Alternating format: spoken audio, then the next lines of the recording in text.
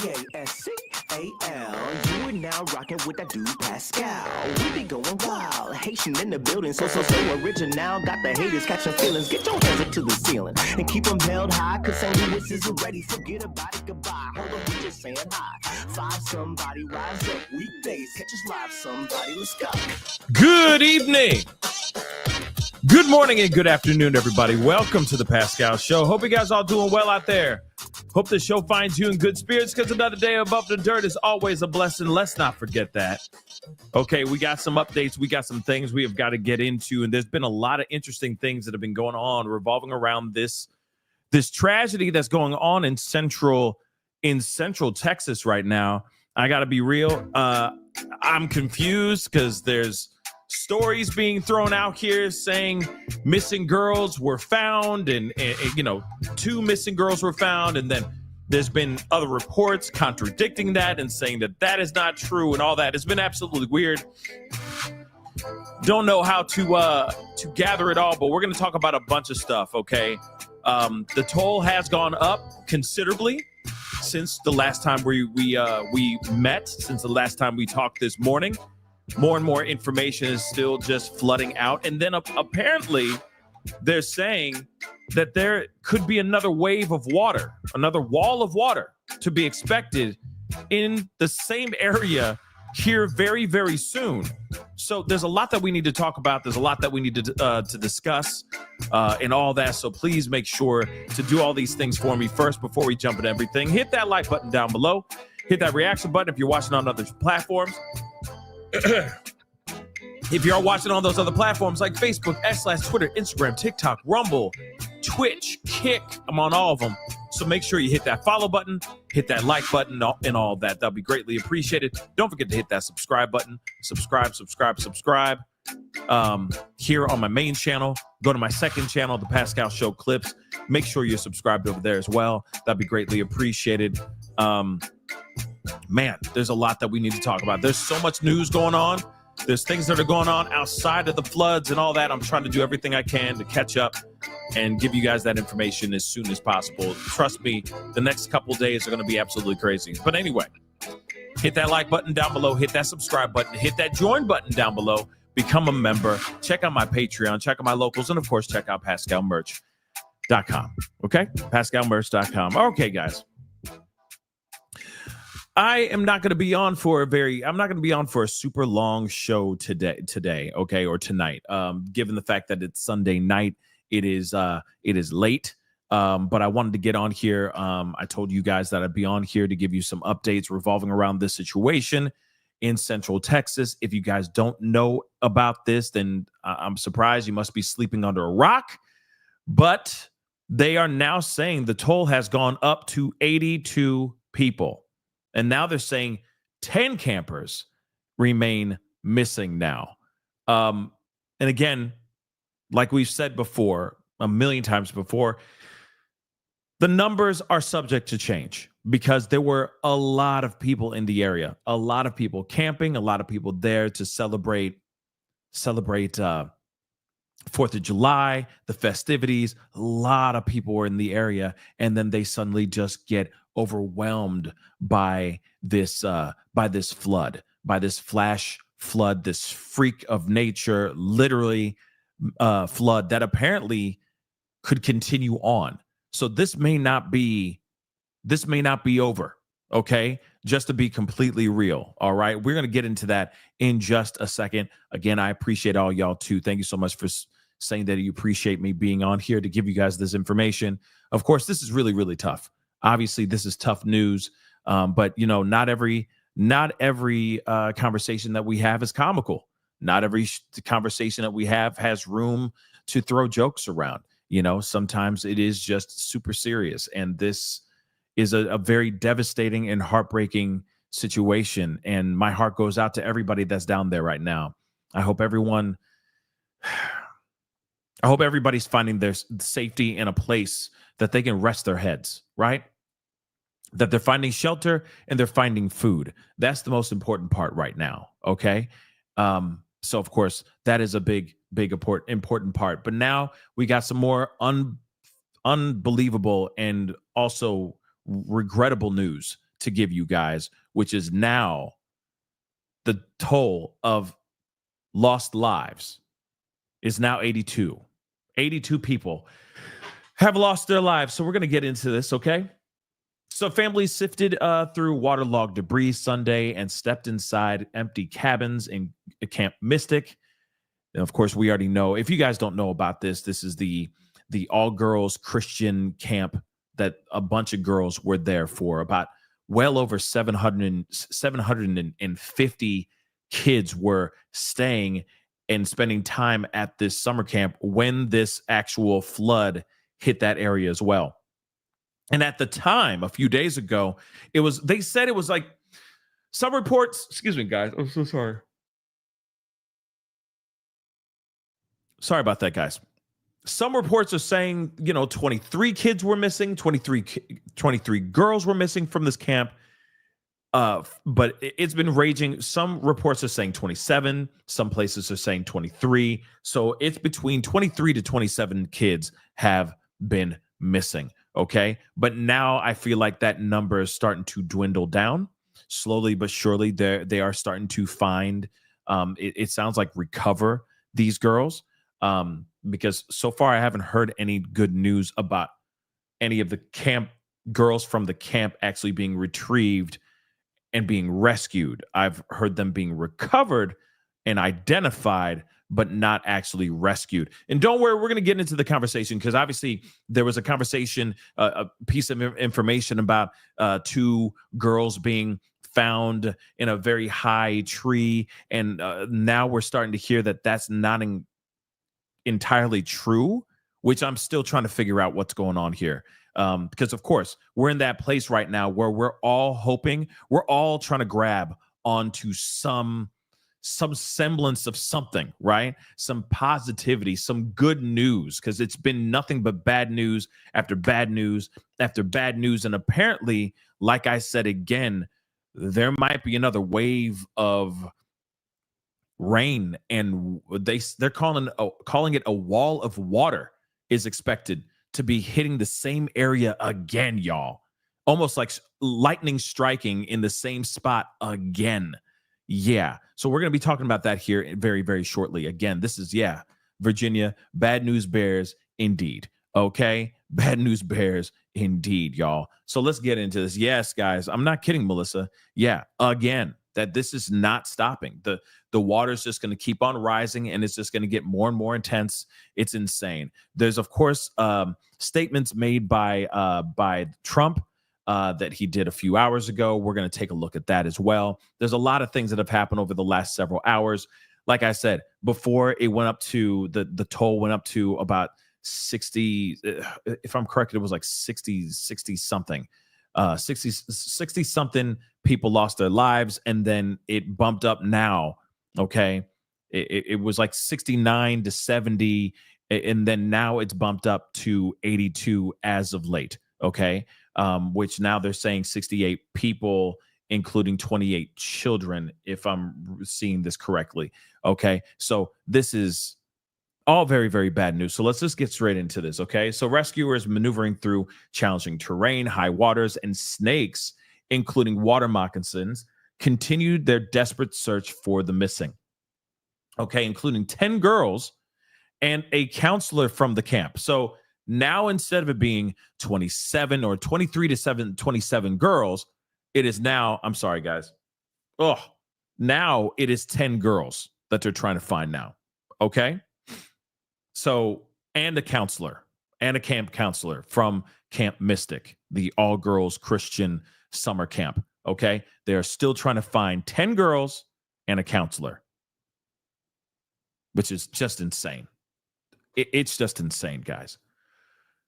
So, for the first time since the storms began, okay, pounding Texas, Governor Abbott said there were about 41 people confirmed to be unaccounted for across the state, and more could be missing. So in Kerr County, the home to Camp Mystic and other youth camps in the Texas Hill Country, searchers have found the bodies of 68 people, including 28 children. This is what the sheriff said this afternoon. Okay, he pledged to keep searching until everybody is found from Friday's flash floods. Okay, 10 other deaths were reported. Okay, in Travis, Burnett, okay, Kendall, Tom Green, and Williamson counties. Okay, according to the local officials. So the death toll is certain to rise the next few days, said Colonel Freeman Martin of the Texas Department of Public Safety. The governor warned the additional rounds of heavy rain lasting into Tuesday. Let me just say that again. The governor warned that additional rounds of heavy rains lasting into Tuesday could produce more life-threatening flooding. Yeah, I'm not kidding, guys. Newsflash. There could be more flooding coming to them up until Tuesday. So this rain is not letting up, y'all. And it's not stopping anytime soon. Okay?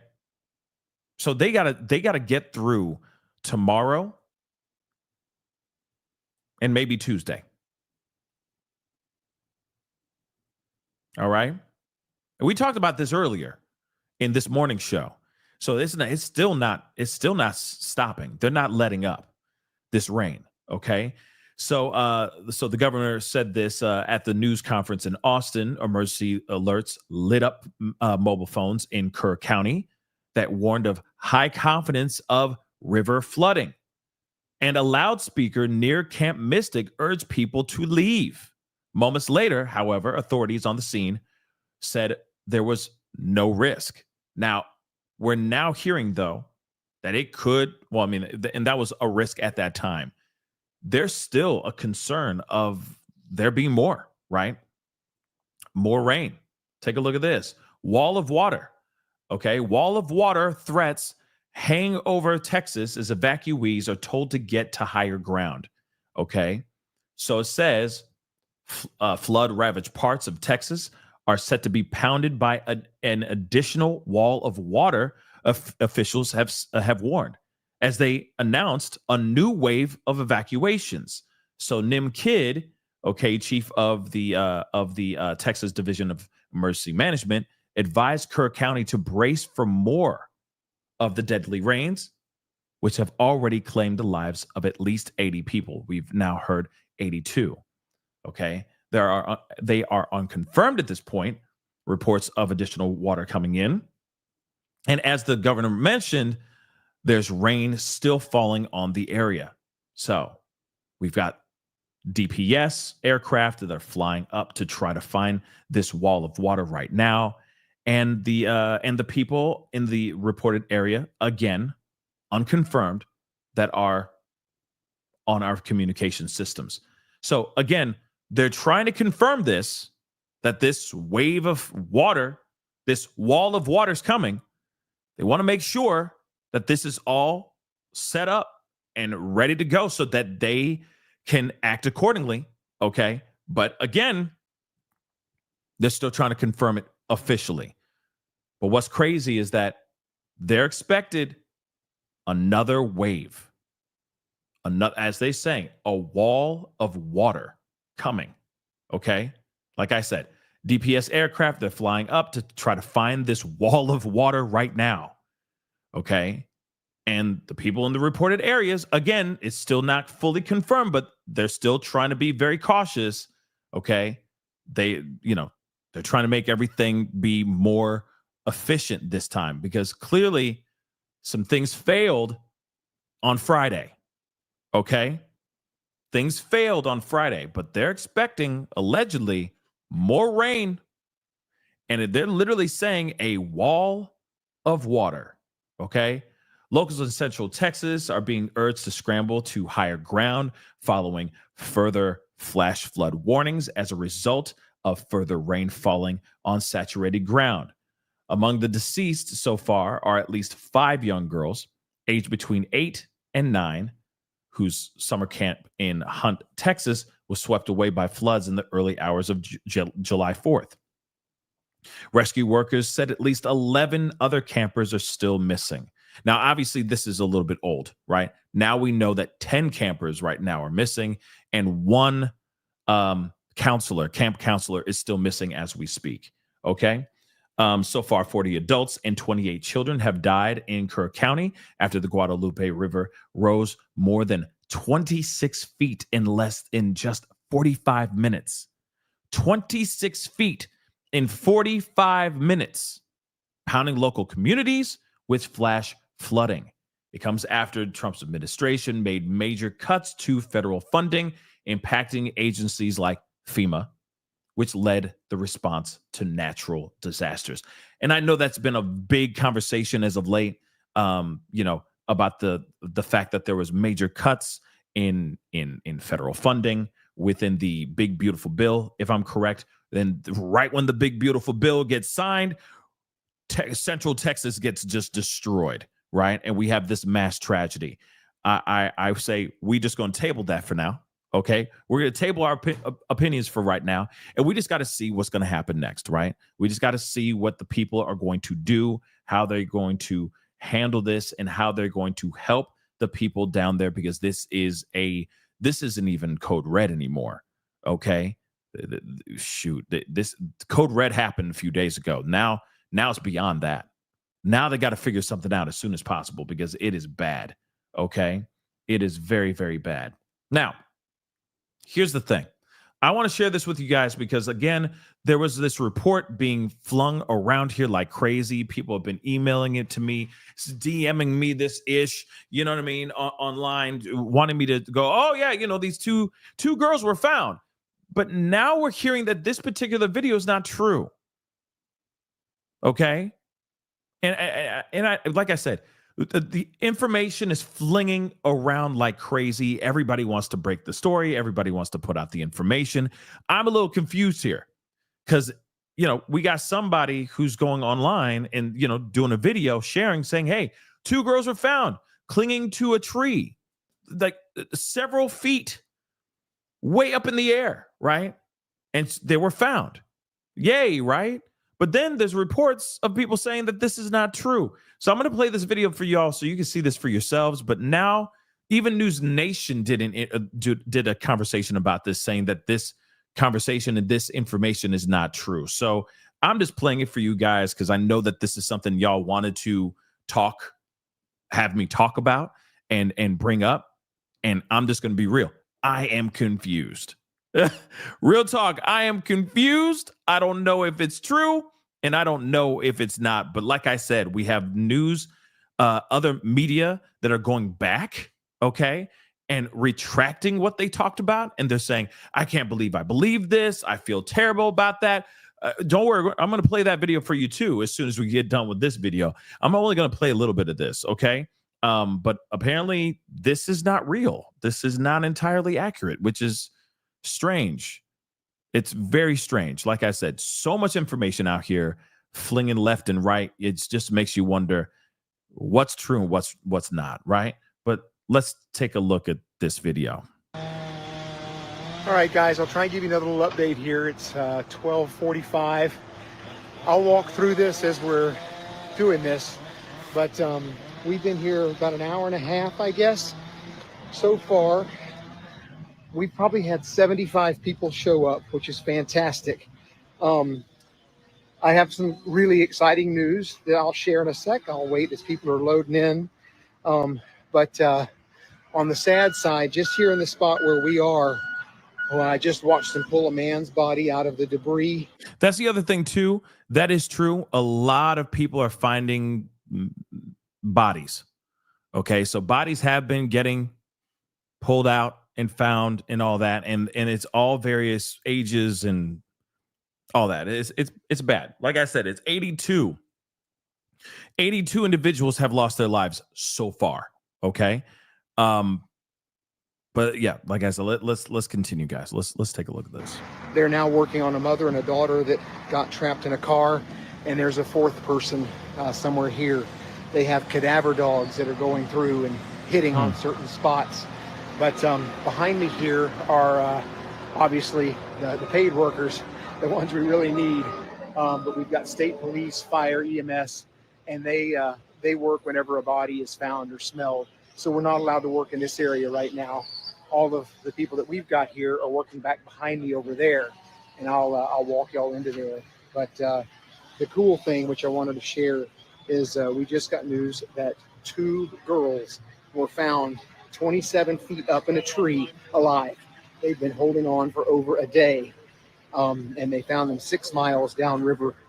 I don't know who they are. I don't know where they're from, but they were 2 young girls. Now, here's the thing.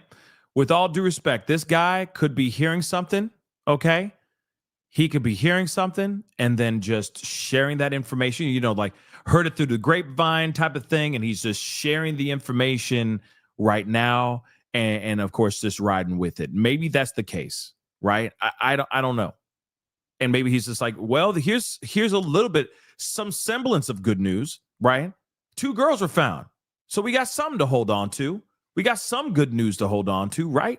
So I don't know. There's a part of me that maybe like thinks that it's a rumor that's spreading throughout the area with other people who are out there, people who are rescuing, putting in the time. Maybe they were just finding out about that later. I don't know. Like I said, it's very strange. It's very, very strange. And no, I don't think this is AI. I really don't think this is AI. Okay. So again, and then somebody said, I repair said, somebody was on YouTube is doing search and rescue and says the story about the 2 girls being found was false. Yeah, false. Yeah, exactly. Like we're hearing now that those things aren't true, right? That information is true. It's just sad because again, there's a lot of people that are very much in tune. Look at all you guys tuning in, right? With all due respect, it's because you guys give a damn. Y'all got a good heart.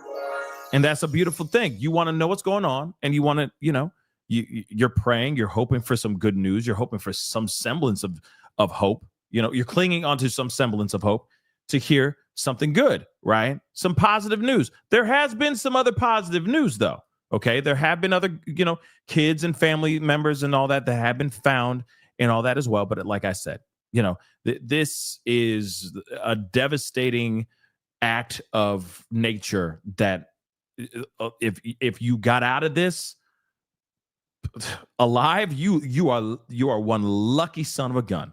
Real talk, right? But let me just play a little bit more of this, okay? And that's down in Comfort, so Comfort, Texas. Let me see if I can turn around the camera. I don't know if I can. There we go. So this is our crew, and this is what we're doing. People have shown up with skid steers and tractors. Monica made it. We are pulling things apart into different piles. A wood pile for burning, a metal pile, and then just a trash pile to haul off. But these piles are 30 feet tall. You can see the people crawling over them like ants. And we have chainsaws that are just cutting the trees into smaller pieces so that we can then pull them out and just whittle our way down on all the debris. But I'll get up here. This is, of everything I saw yesterday, this is the worst. There are several areas like this, but this is as thick and heavy and bad as the damage gets to go through. There's a car in the middle of the water there. There's another one way back there. You can see it has an orange stripe on it, which means, or an orange X means it's been searched and nobody was in it. Cleared. There's an RV turned upside down right there. There's another one here in this pile. I always wonder, like, what are they going to do with all this stuff? Like, once they get it all together, like, I get the junk, as far as like the car parts, the cars, that kind of thing, that's going to go to a junkyard. But I'm just saying, like, as far as like all the wood, all the trees, etc., are they going to do something with it? Right? Are they going to, recycle it, turn it into something else? You know what I mean? I've always been wondering what they're going to do with that stuff. Because here's the thing, regardless of that guy giving out the wrong information, right? Because now we're hearing that the 2 girls that were rescued is not true, right? Regardless of that, he's showing what people are doing, which is, I think, is amazing, right? He He could have heard through the grapevine, or that story spreading throughout all the work, all the people that are putting their hands on, trying to help. And that could have been that one rumor that just kind of flowed throughout the group, throughout the people. And they're like, yeah, okay, something good.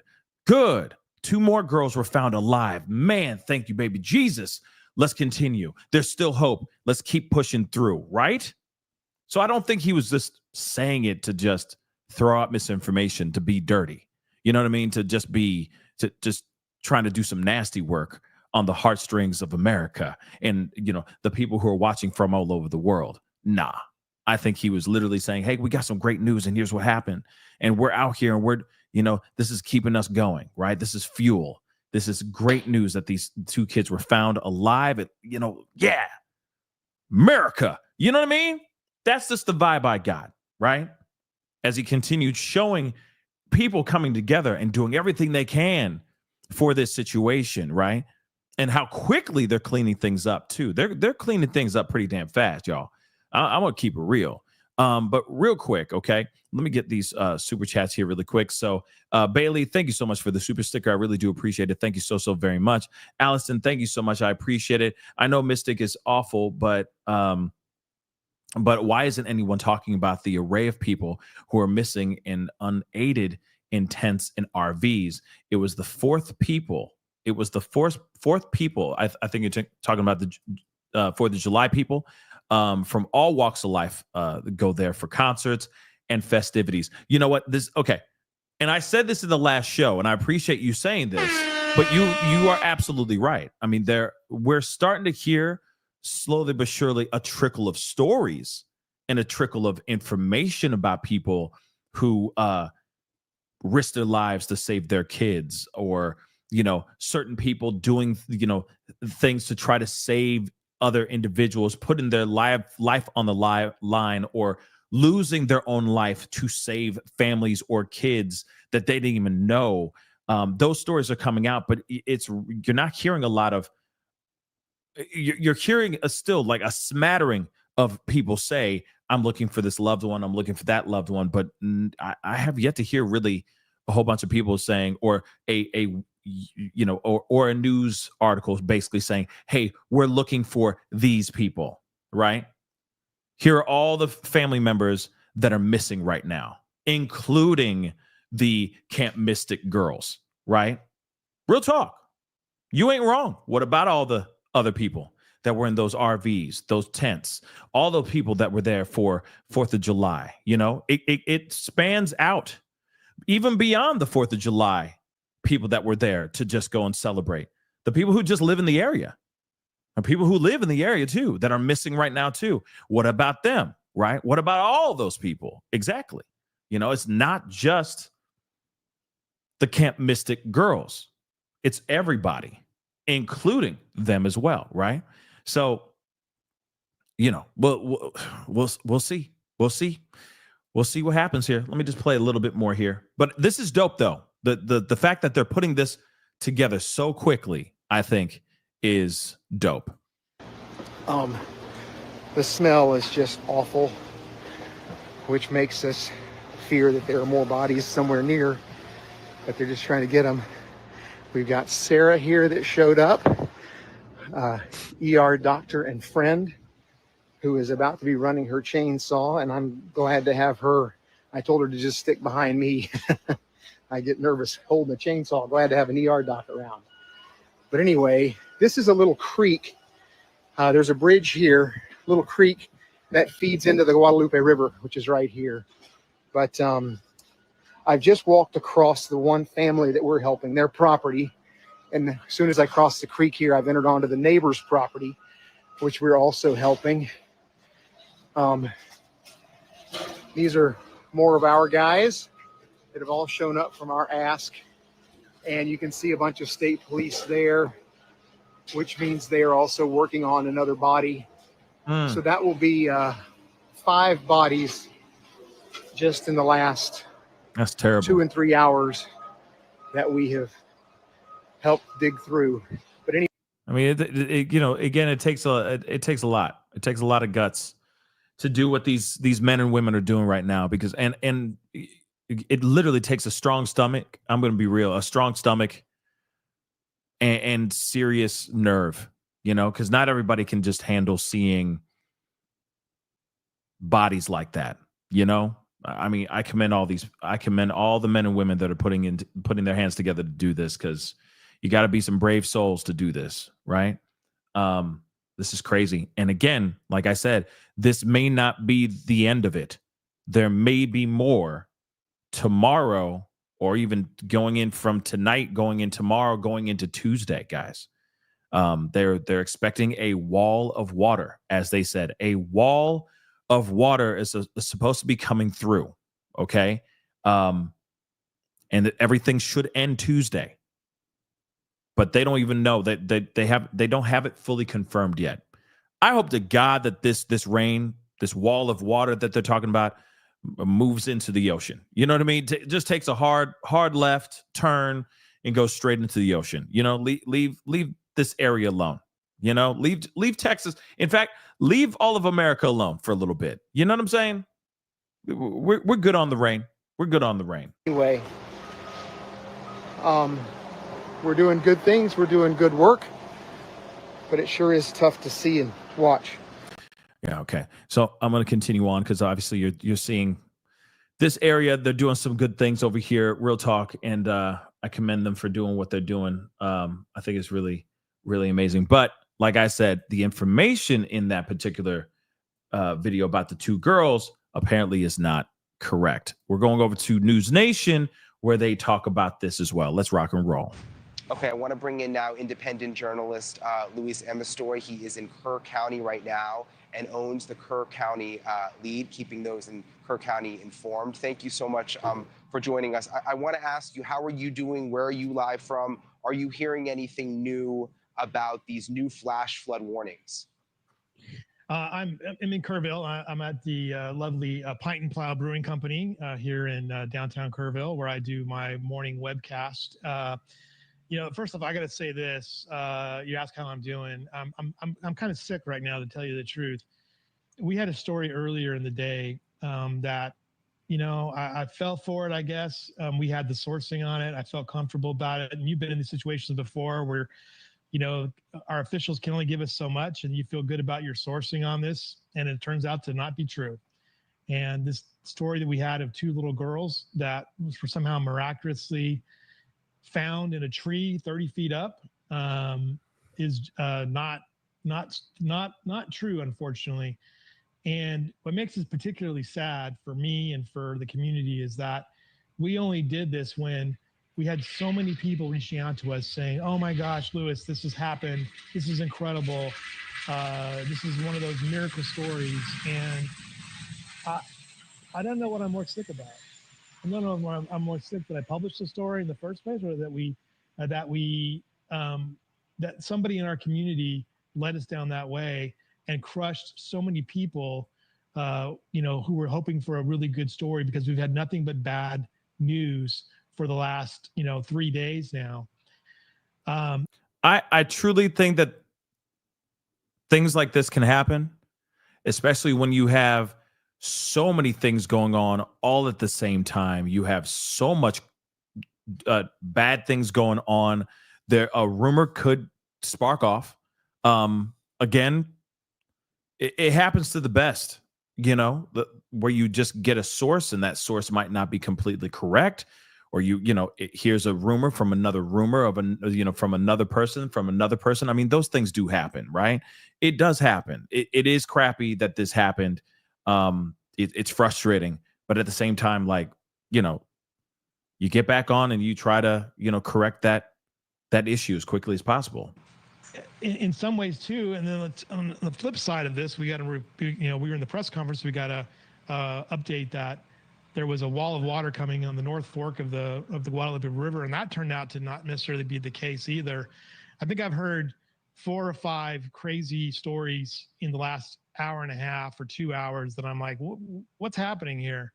So that's been, I don't know if I'm either tired at this point or this just seems to be some of the misinformation and rumors have ramped up to extreme levels at this point. Yeah, well, I think, you're tired. Obviously, this is emotional. This is your community. I'm glad you cleared that up, though, because people have been asking me about that, Luis, about there was this report around social media floating around that there were 2 young girls found alive clinging to a tree. And you're now saying the reporting is that that's not true.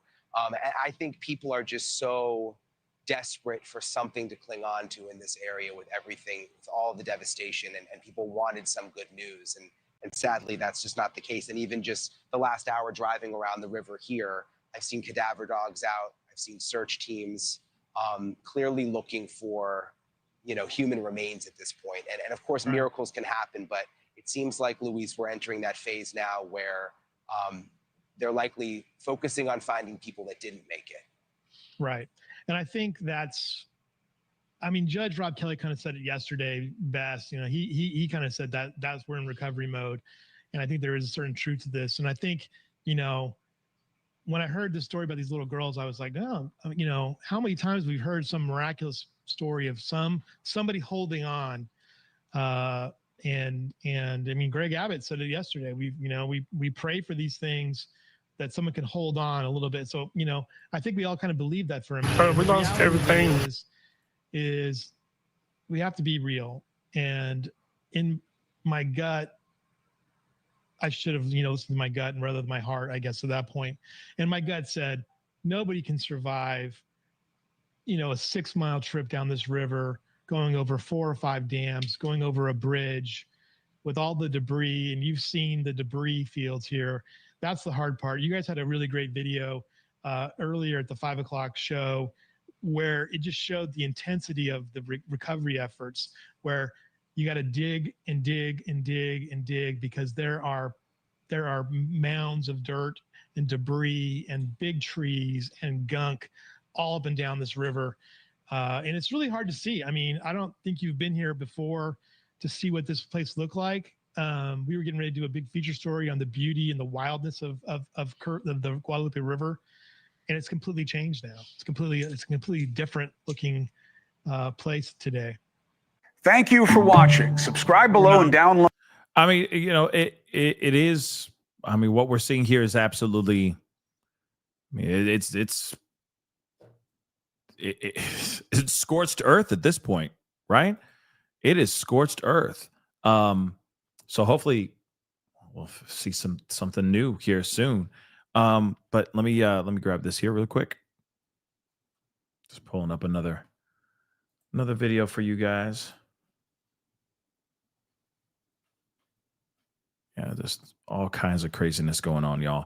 If you guys could do me a favor, though, okay, I'd really appreciate it. Hit that like button down below. Can we get it to 1.5K? 1.5K. Hit that like button down below. Crush it. Do what it do. That would really mean a lot to me, okay? And, of course, don't forget to hit that subscribe button, all right? We're going to be going through a flash of different videos and information out here because there's a lot to look into, so let's rock and roll. And now we lost it again. Tales of survival and heartbreak across large swaths of central Texas.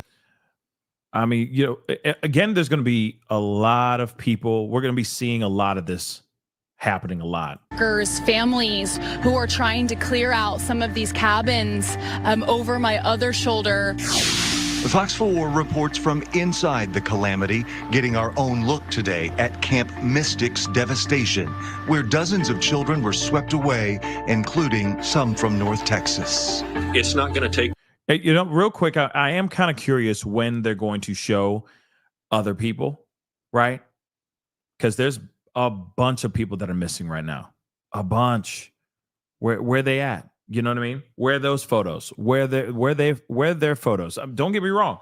The little girls, absolutely, they need to be found. But there's a lot of other kids too that weren't at that camp, that were just hanging out with their parents, that are not to be found. That are nowhere to be found. Where, you know what I mean? Where's the updates and the information about them too? You know what I'm saying?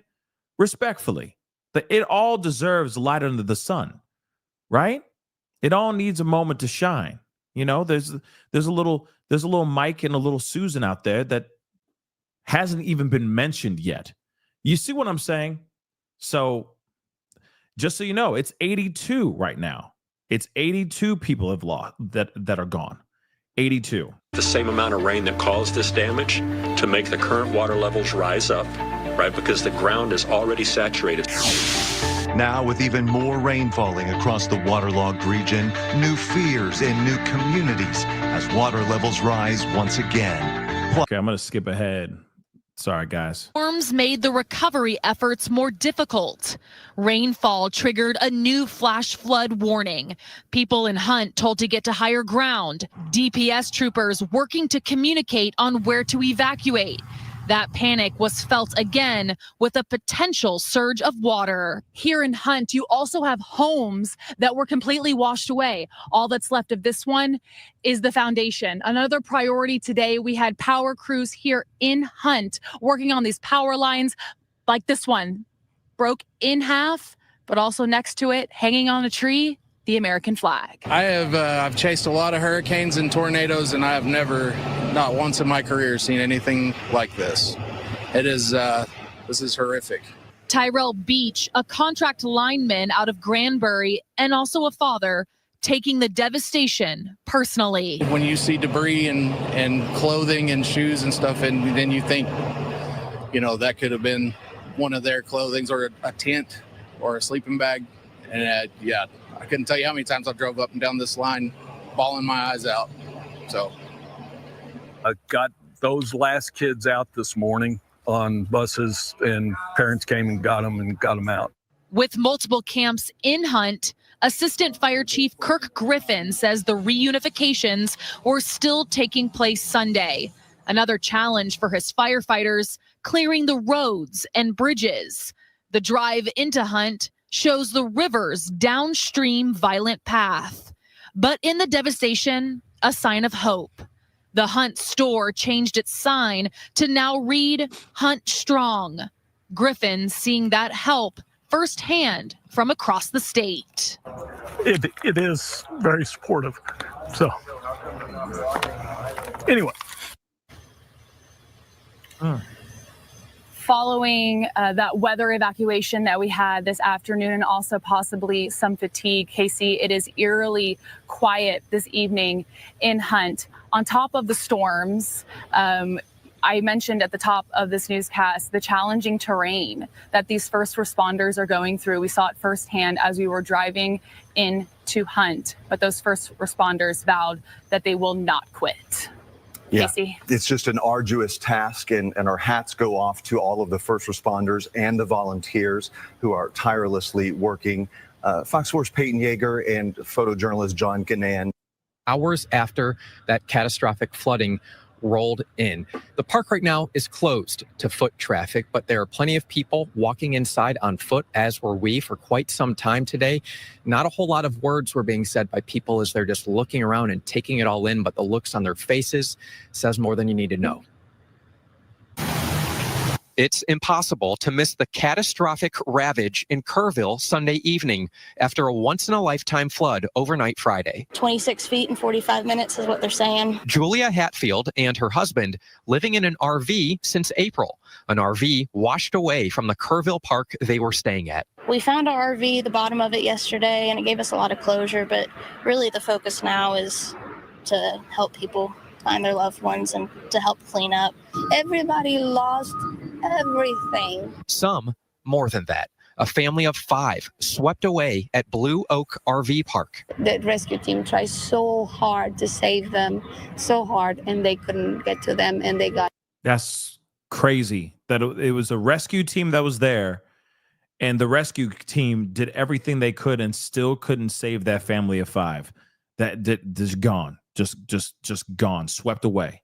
Swept away. Owner Lorena Guillen tells Fox 4, on top of losing a family at her park, one of her employees, Julian Ryan, died elsewhere while trying to save his family. You know, sweet, gentle, extremely polite and well-mannered. He was always yes ma'am, no ma'am. I mean, that was the kind of kid he was. It's a horrible thing to think about. Rovi Youngduff walking around Louise Hayes Park in downtown Kerrville, where an Independence Day celebration was supposed to take place. Total devastation. Just thinking about how many people have lost their lives. The death toll continues to rise, some still missing. We know that I'd really like it to stop. Like the toll, like I'd really like this. I mean, I wanted it to stop before, I wanted everybody to be alive, but like I really would like it to not go into the triple digits. I'd really like it to be stopped right now. But again, there's still a lot of people that still have not been found. There's still people that have not been accounted for that we don't even know about. Like I said, we of course, or not we, but the media has been heavily resting on the Mystic girls. Yes, they deserve, to be looked at and prayed for and all that. But there's a lot of other people that still have not been accounted for. It's wild because I was just thinking about this on the drive today. I was like, man, some people are just not going to be accounted for. There's somebody out there that was swept away that no one's actually concerned about their whereabouts right now. That is terrifying to me. Just think about that for a second.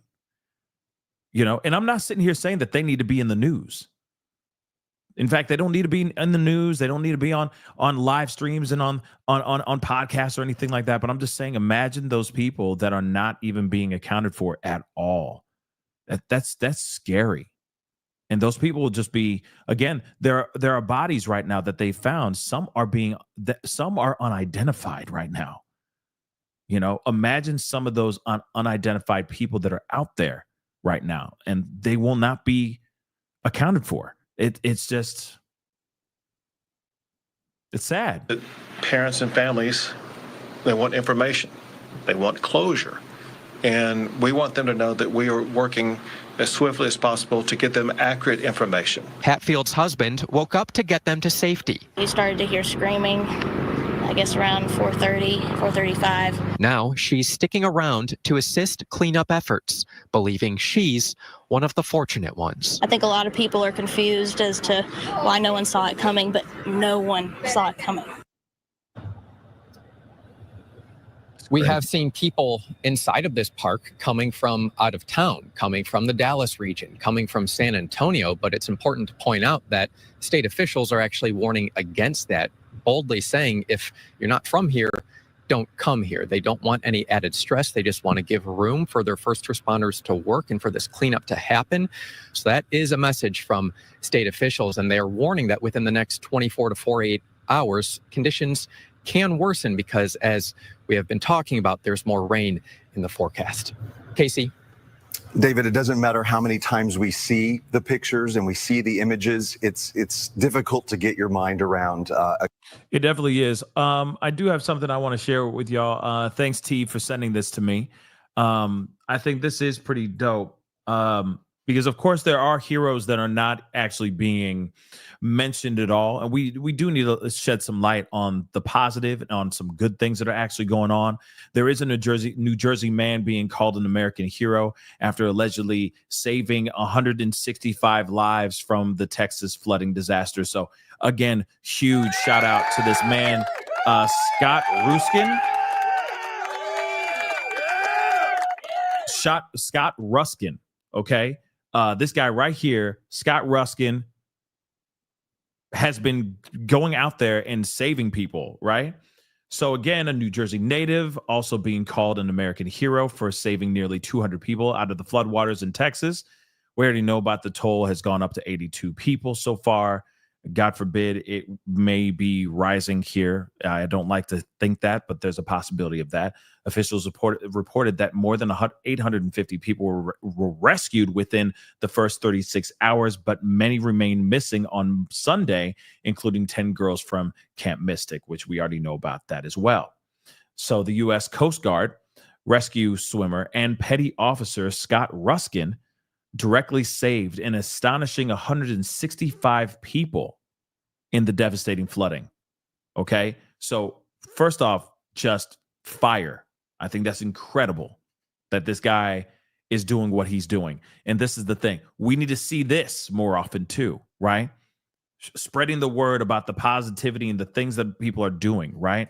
This particular U.S. Coast Guard swimmer, rescue swimmer, and petty officer has been just going down there and just getting as many people as he can, right? I think that's fire. I think that's incredible. So this was the first rescue mission of his career, and he was the only triage coordinator at the scene. That's insane. His selfless courage embodies the spirit and the mission of the U.S. Coast Guard. So, so they said, he said, Ruskin said, he, saw a huge crowd of about 200 kids at the campsite. We were like, cool. That's where we're going to go and get out as many people as we can. I mean, that's amazing. Okay. That is freaking amazing. I mean, even so, you have Secretary Kristi Noem even giving him some love as well. Okay. U.S. Coast Guard rescue swimmer and petty officer Scott Ruskin directly saved an astonishing 165 victims in the devastating flooding in Central Texas. This was the first rescue mission of his career, and he was the only triage coordinator at the scene. Scott Ruskin is an American hero. His selfless courage embodies the spirit and mission of the U.S. Coast Guard. So, yeah, basically what I just read a second ago. But, I mean, that is just fire, right? I think that's pretty damn amazing that this person's like, I see a bunch of people over there. We're gonna get them. We're gonna get as many as we can right now. Let's go. And he just keeps going and going and going, and it just won't stop. He just won't stop until he gets as many people as he can. So again, to our heroes that are out there, just fire, y'all. Just fire, fire, fire. Okay. Yeah, there's so much going on, y'all. There is so much going on. 1 second, y'all.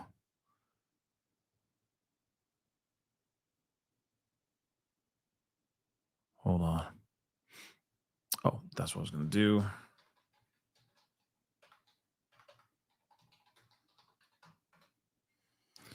Because we gotta hear what's going on here.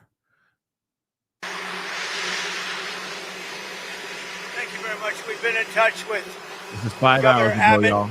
and very close to Governor Abbott and everybody in Texas. Kristi Noem has, as you know, been there, and will continue to be there. And we're working very close with representatives from Texas, and it's a horrible thing that took place. Absolutely horrible. So we say God bless all of the people that have gone through so much, and God bless the state of Texas. It's an incredible place. Any questions? President, are you still planning to phase out FEMA? Well, FEMA is something we can talk about later. But right now they're busy working, so we'll leave it at that. Go ahead. Oh. For the trade letters. Hold on. So now he's saying, hold on. And, this is the only moment where I'm going to talk a little bit of politics real quick, okay? Oh, good God. Here we go. Now, I think it's very interesting that now he's sitting here saying, I'm just going to deal with them later. I think that's interesting, okay? I do think that's interesting. This is the only moment I want to say anything. The only moment I'm going to say anything, okay? I'm not trying to point blame. I'm not trying to say anything, but I do think that that's interesting that he's saying, I'm not, we gonna cross that bridge when we get there. AKA, one, he doesn't want to answer the question because he did cut funding for FEMA. Let's be real, he did do that. But number two, that's facts. That's facts, guys. That is facts. Why would that reporter even ask that question? Okay. But number two, I think he's going, well, maybe let me see how they do out here with this situation. And if they do a crackerjack job, then I might just be like, yo, we need to go back to that bill and give them funding again. That's what I think what he's going to do. That's what I feel in my bones. He's going to sit there and go, let me see what they do first. Maybe he's going to test them out this time. Maybe that's what it is, right? Maybe that's what it is. We'll see what happens. But the funding has been cut down, has been cut for FEMA. So maybe he's going to see how they perform. And if they do a really great job, maybe he'll go back to the drawing board he'll reconsider the cutting of the funding for FEMA. That's just my theory. Okay. Like I said, not pointing any fingers. Okay. Not pointing any blame. Okay. I'm just saying he might just be like, you know what? I might change my thoughts after they perform here. We may need to give them funding after all. I may be wrong, but he won't say it here. And I don't think he'll ever say that, but you know what I'm saying. That you're sending out on Monday. Secretary Besson said that it would be a 3-week extension and that rates could go back up to the April 2nd level on August 1st. Is that what we should be sending letters out on Monday having to do with the trade deals? It could be 12, maybe 15. You know, Secretary of Commerce right here. And I guess, Howard, I would say it could be maybe as many as 15 or so. And they'll be going out on Monday, and some will go out on Tuesday and Wednesday, and we've made deals also. So we're going to have a combination of letters, and some deals have been made. Starting a third party. I think it's ridiculous to start a third party. We have a tremendous success with the Republican Party. The Democrats have lost their way, but it's always been a two-party system. And I think starting a third party just adds to confusion. It really seems to have been developed for two parties. Third parties have never worked. So he can have fun with it, but I think it's ridiculous. So what's Golden key back from Elon? Go ahead. What's your message going to be to Netanyahu tomorrow? But we're working on a lot of things with Israel. And one of the things is... I'm going to skip ahead because this is all Israel and Elon Musk and all that, okay? So I'm moving to the next piece here. Oh, sorry.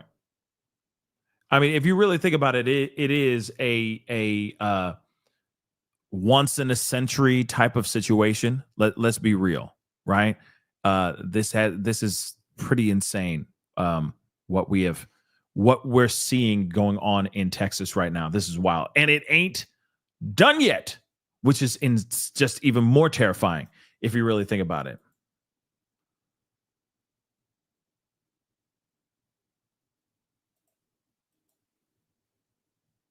Downed trees and lifted concrete are just some of the hefty damages left behind by flooding that changed the whole country forever. And as crews are working to clean up some of this mess, the community is leaning on each other to make it through.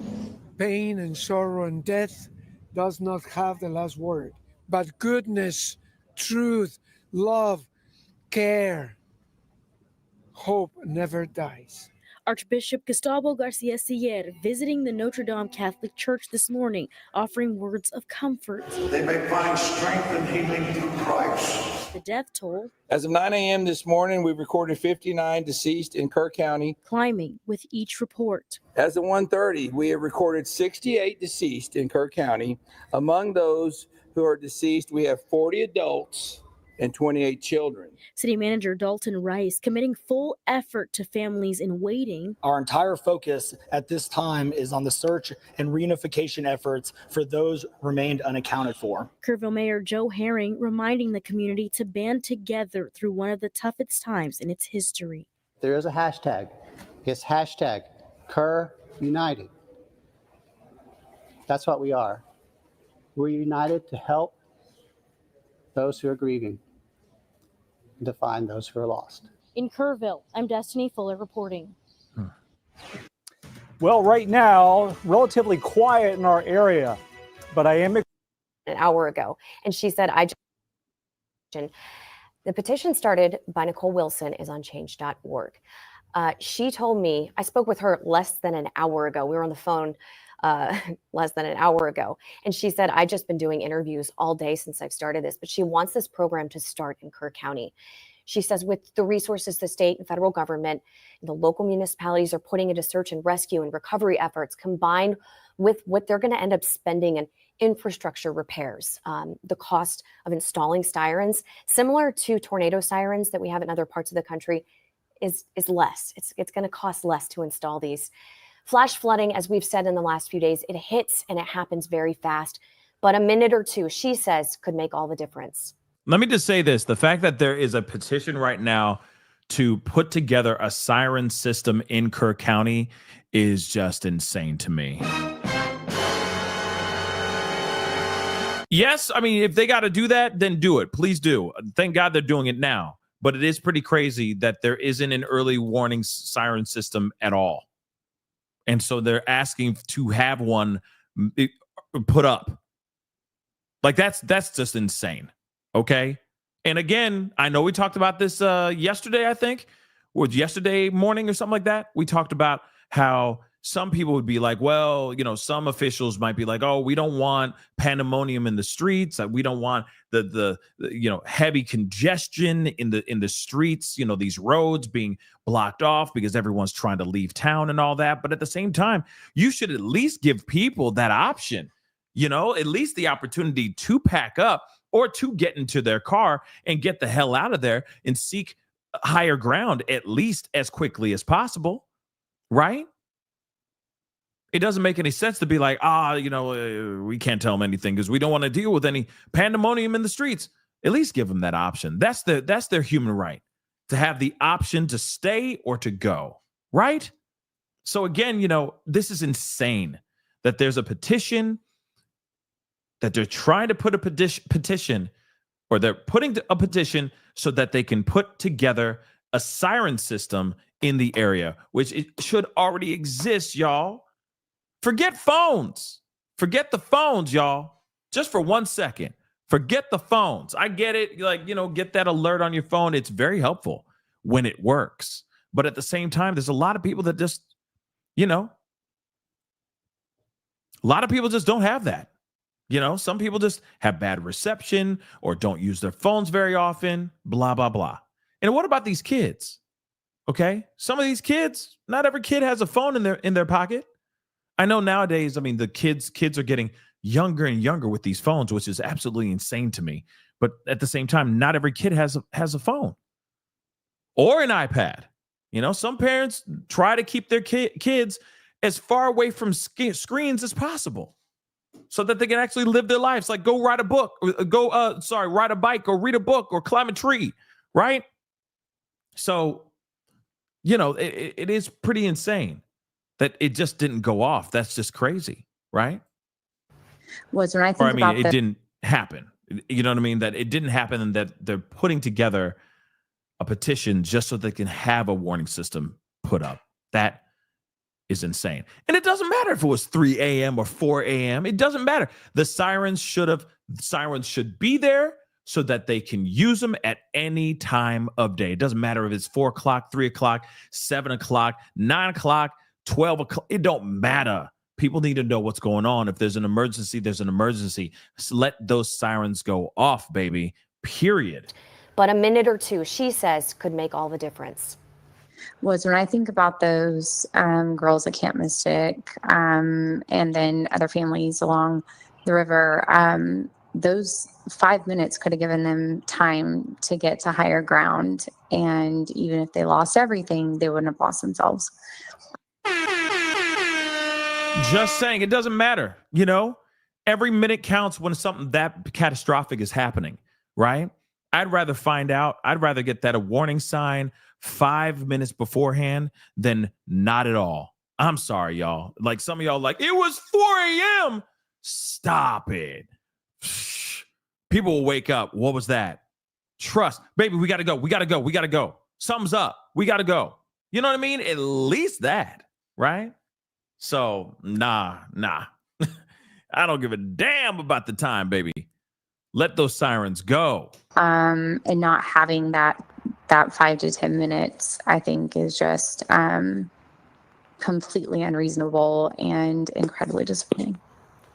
You know, following the devastation across the hill country, the community continues to come together. They are leaning on each other and faith to help get them through. News 4 San Antonio's Destiny Fuller continues our team coverage from Kerrville. Downed trees and lifted concrete are just some of the hefty damages left behind. I just played that, so I'm just going to go back a little bit.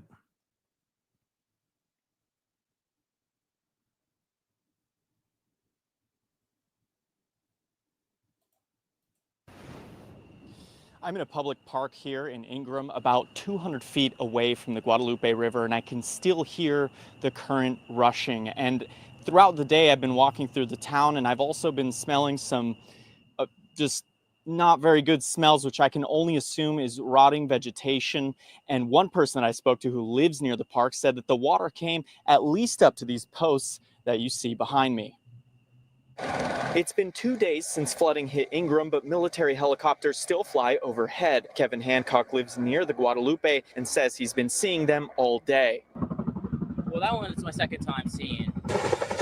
Locals say flooding has been so dramatic they can see Cade Loop Bridge from River Park Drive. Usually there are trees and vegetation in the way. All that you see here, if you look on that island over there, that's where the river naturally is. He says people should have been warned on time, but some things might change in Ingram. Stuff, I think they're going to realize that they don't need to be right on the river. Ingram City Council member Ray Howard still remembers being out here when the flooding started on Friday morning. You're standing in water right here. This is where it was. It was all the way up in here. Remember, I just picked up dead fish that was right over here. Now he hopes something can be done for the future. There needs to be warning, flash flood warning sirens or something. We need something like that, and that's one of the things I'm going to push for. Howard says that he hopes that state or federal government can get involved to help supply funding to make a system like that possible. The 39 also runs through Ingram here, and it goes over, it's also a bridge over Johnson Creek. Last we checked, that bridge has law enforcement making sure only those that live across the bridge are allowed to go over that bridge. And just across the bridge as well is Irving High School, where we saw Black Hawk helicopters saving children. Phil Sterling reporting live, News 4 San Antonio. All right, Phil, certainly those images we will never soon forget anytime. We are continuing to learn more about the victims and those sadly still unaccounted for. Emma Allen is at the live desk with some of their stories. Well, back at the live desk, Melissa and Rob Kamen are from Houston who are believed. Okay, sorry. For example, stuff like this, right? I mean, of course, I don't know the end result of this story, but I'm just saying stories like this where you're hearing about other people that are missing, right? That have been swept away by the river or by the water, that kind of thing. These are the kind of things that we need to hear about as well. To be staying at the HTR campground like others that are missing that we've told you about earlier tonight. We know that families say that they may have tried to leave the campground before the heavy rain and flood, but there is still no word as to where the couple is. They're pictured there now. Steve Edwards was also last seen at that same campground in the early morning of July 4th.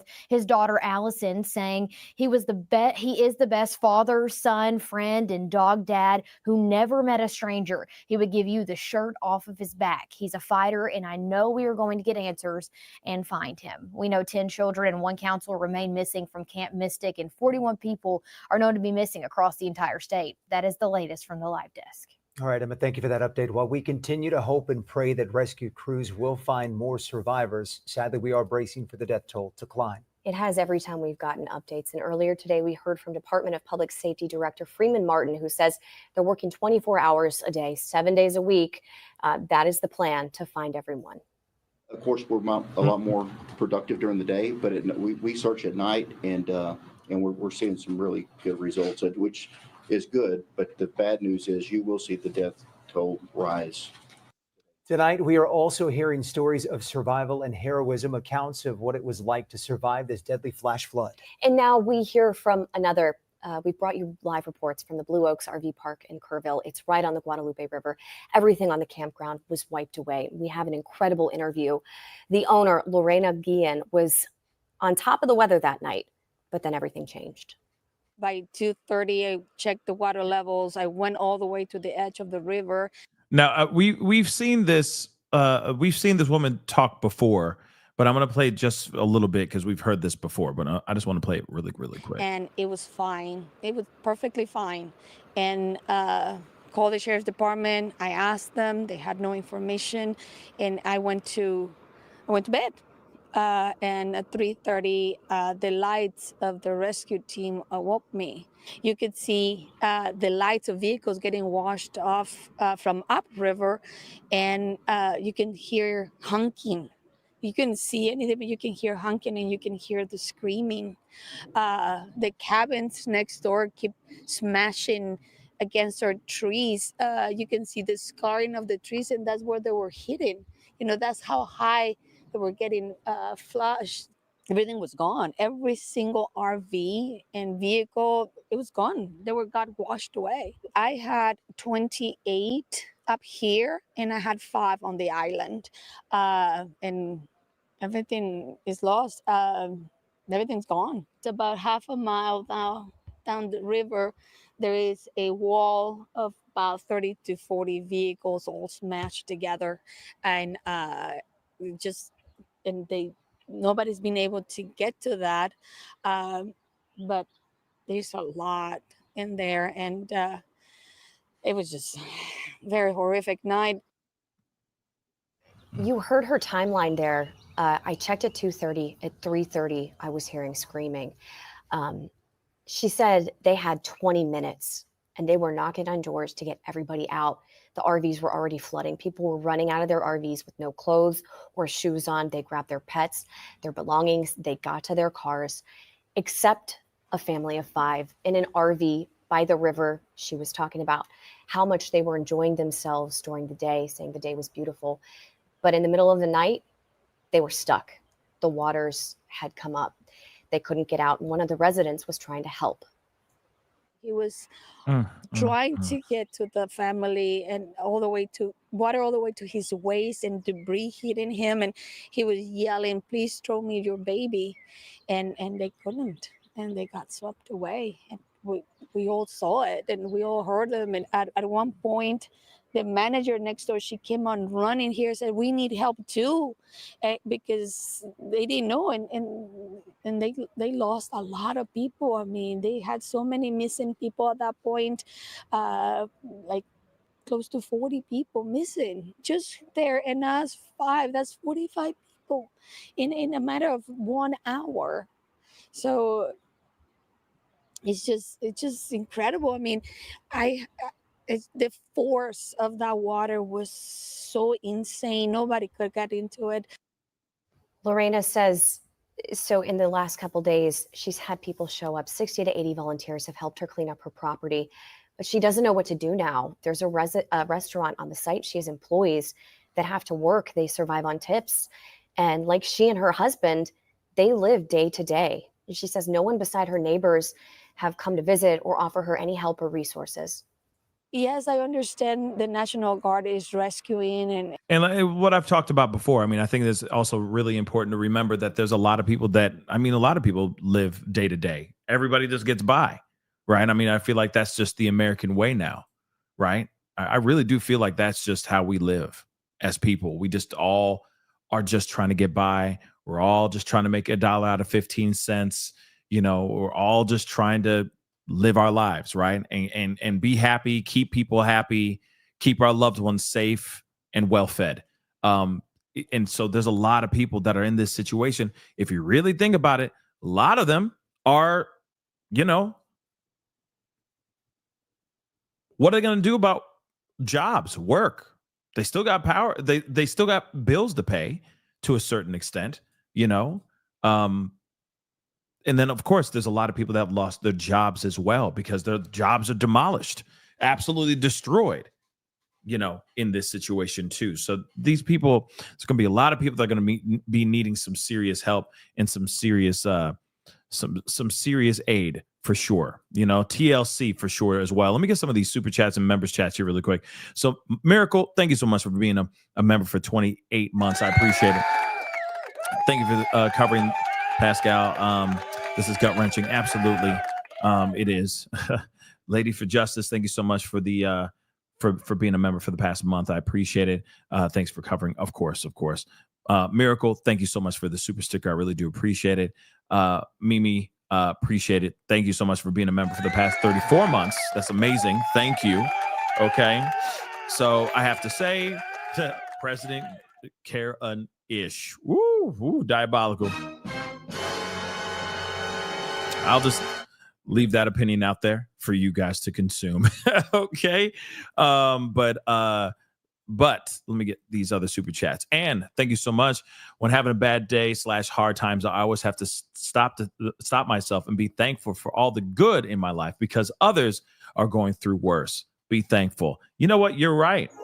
Absolutely. I mean, every day should be Thanksgiving, right? We should always be giving thanks for the things that we have, the air in our lungs, the blood pumping through our veins, the fact that we're still on the other side of the dirt. I mean, all those things are blessings, right? And there's always somebody in a worse situation.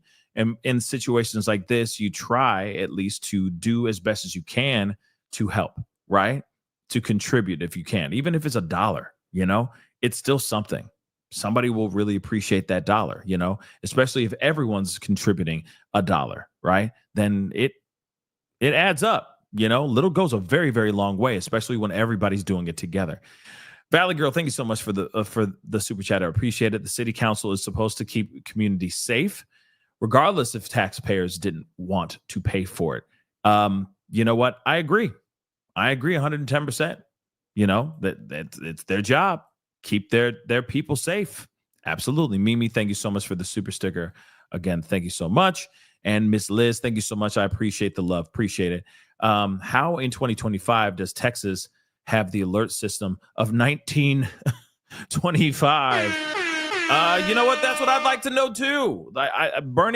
That's the burning question, right? Inquiring minds would like to know. And the fact that they're even doing a petition, or a lady is putting together a petition to basically say, like, we need sirens. Why don't we have sirens? Can we get these sirens up? Is absolutely insane to me. Okay. That is some wild, wild stuff. Okay. But let us continue on here. All right.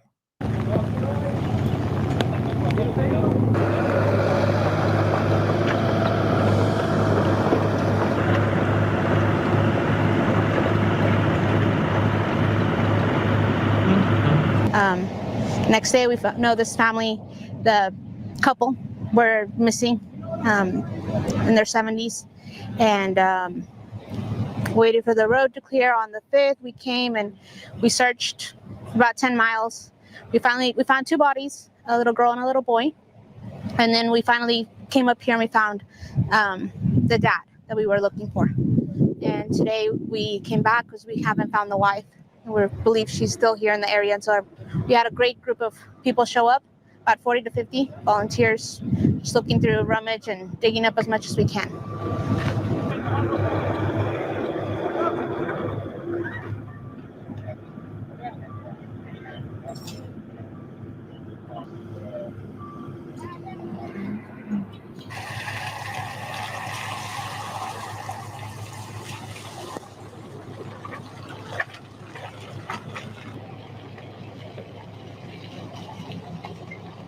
We knew that they weren't really searching this way past Mystic, because I know we need to help those girls, but we were able to find him. So we were hopeful we would be able to find her. It turns out it's very difficult. It seems like it's getting more and more tedious to find. We were focused where we found the husband, Mr. Jose Olvera, thinking because they were holding hands when they got washed away. And we focused there and trying to get as closest to the body as we could, but we just started kind of going that way. And then we found him next to the house where he lived, just 25, 50 feet in the creek.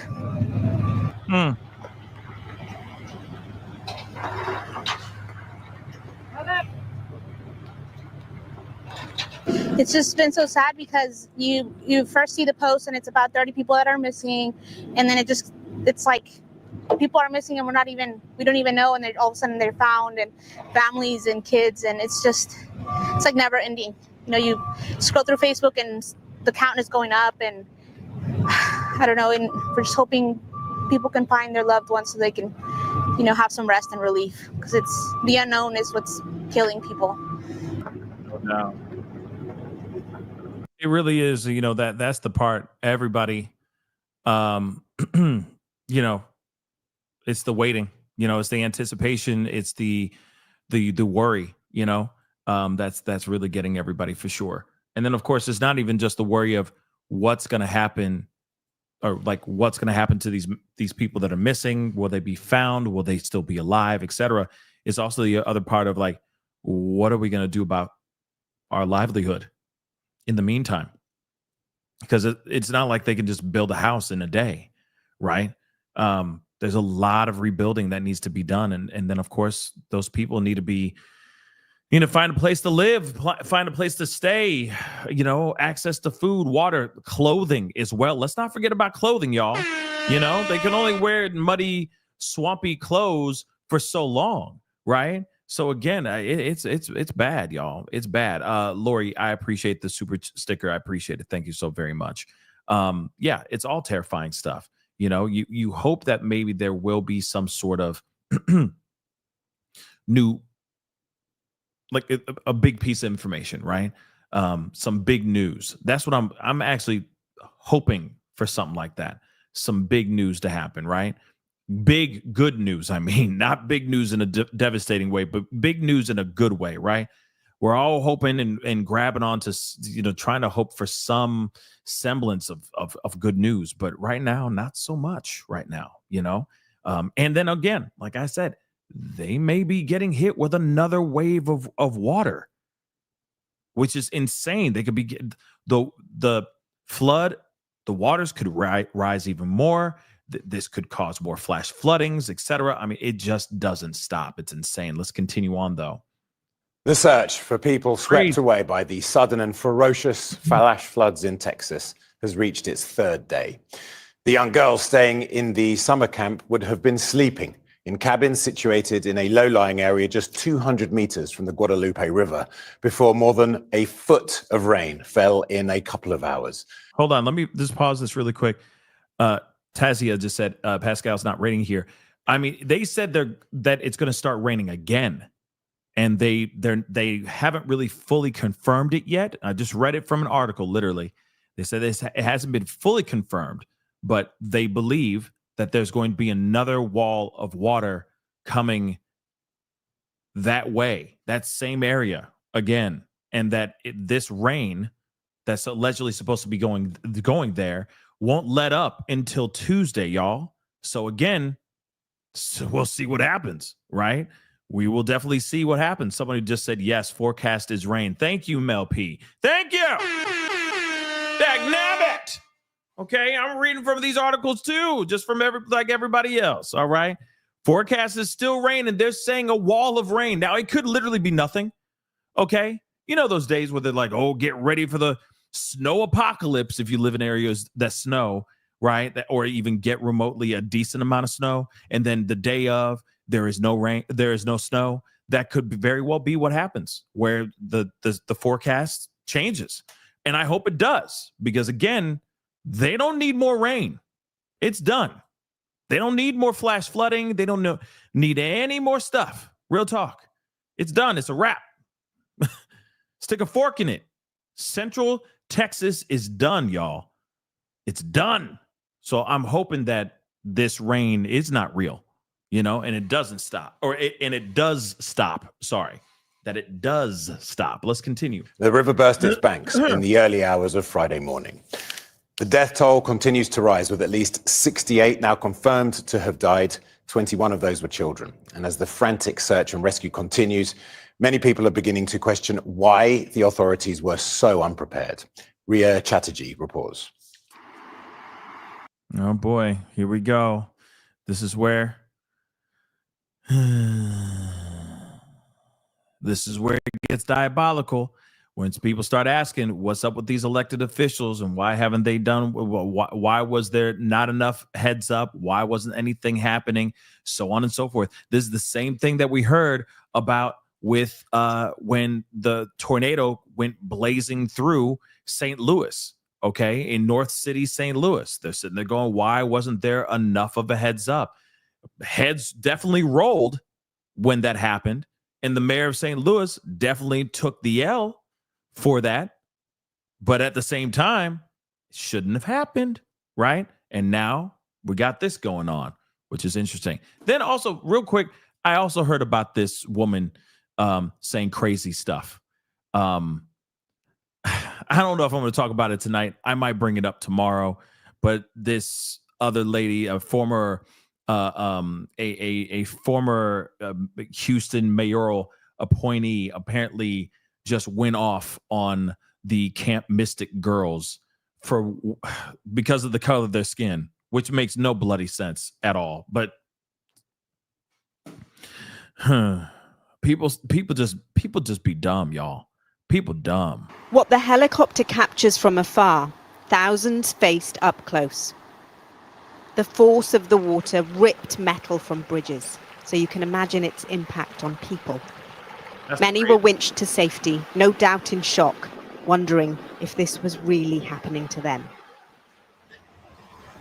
The flash flooding happened early morning on Friday, and whilst the lower water levels make searching physically safer, it's mentally grueling. At Camp Mystic, they're searching for the bodies of young girls. They would have been sleeping when the water started filling the cabin, barely time to run or swim. The water line nearly reaches the ceiling. I got to see firsthand many of the body bags, and it breaks my heart. And we didn't know. We know we get rains. We know the river rises, but nobody saw this coming. 10 minutes drive away at a boys' camp, the same level of destruction and mayhem. The camp's Facebook page says all the children are accounted for. All of the campers in those cabins had to go up on the rafters, and they had to wait there until they could swim out. And my brother here, he had to swim out of his cabin. The flood started getting bigger, and it was going up to, we had bunk beds in our cabins, and it was going up to the top bunk, and we had one choice, and we had to swim out of our cabins. That's some scary stuff, y'all. Think about that. You know, you're a kid. Yeah, Abby, I agree. Just some really brave boys. Okay, brave kids all around, brave people all around, obviously. But you know, to just be like that, and then of course, you know, this is when you go, okay, you know, make sure your kids are strong swimmers. You know what I mean? Like in situations like this, for sure. You know, you just want to make sure your kids have some skills, you know, under the belt, you know, just in case things like this do happen, you know. Oh no, Granny. Officials say a month's worth of rain fell in a matter of hours. Oh my God. The Guadalupe River did the only thing it could do, but surely the authorities had more options, residents are prompting. Did you see how fast that thing was moving up? That was a brave woman filming that. Yo, come on now. Man, I'd be out. As soon as I see it do any kind of, that is different. I'm out. I'm gone, right? No warnings at all. They came hours later, which was the most devastating part. You know, we got the warnings on our phones hours later. The destruction had already been done before the warnings came out.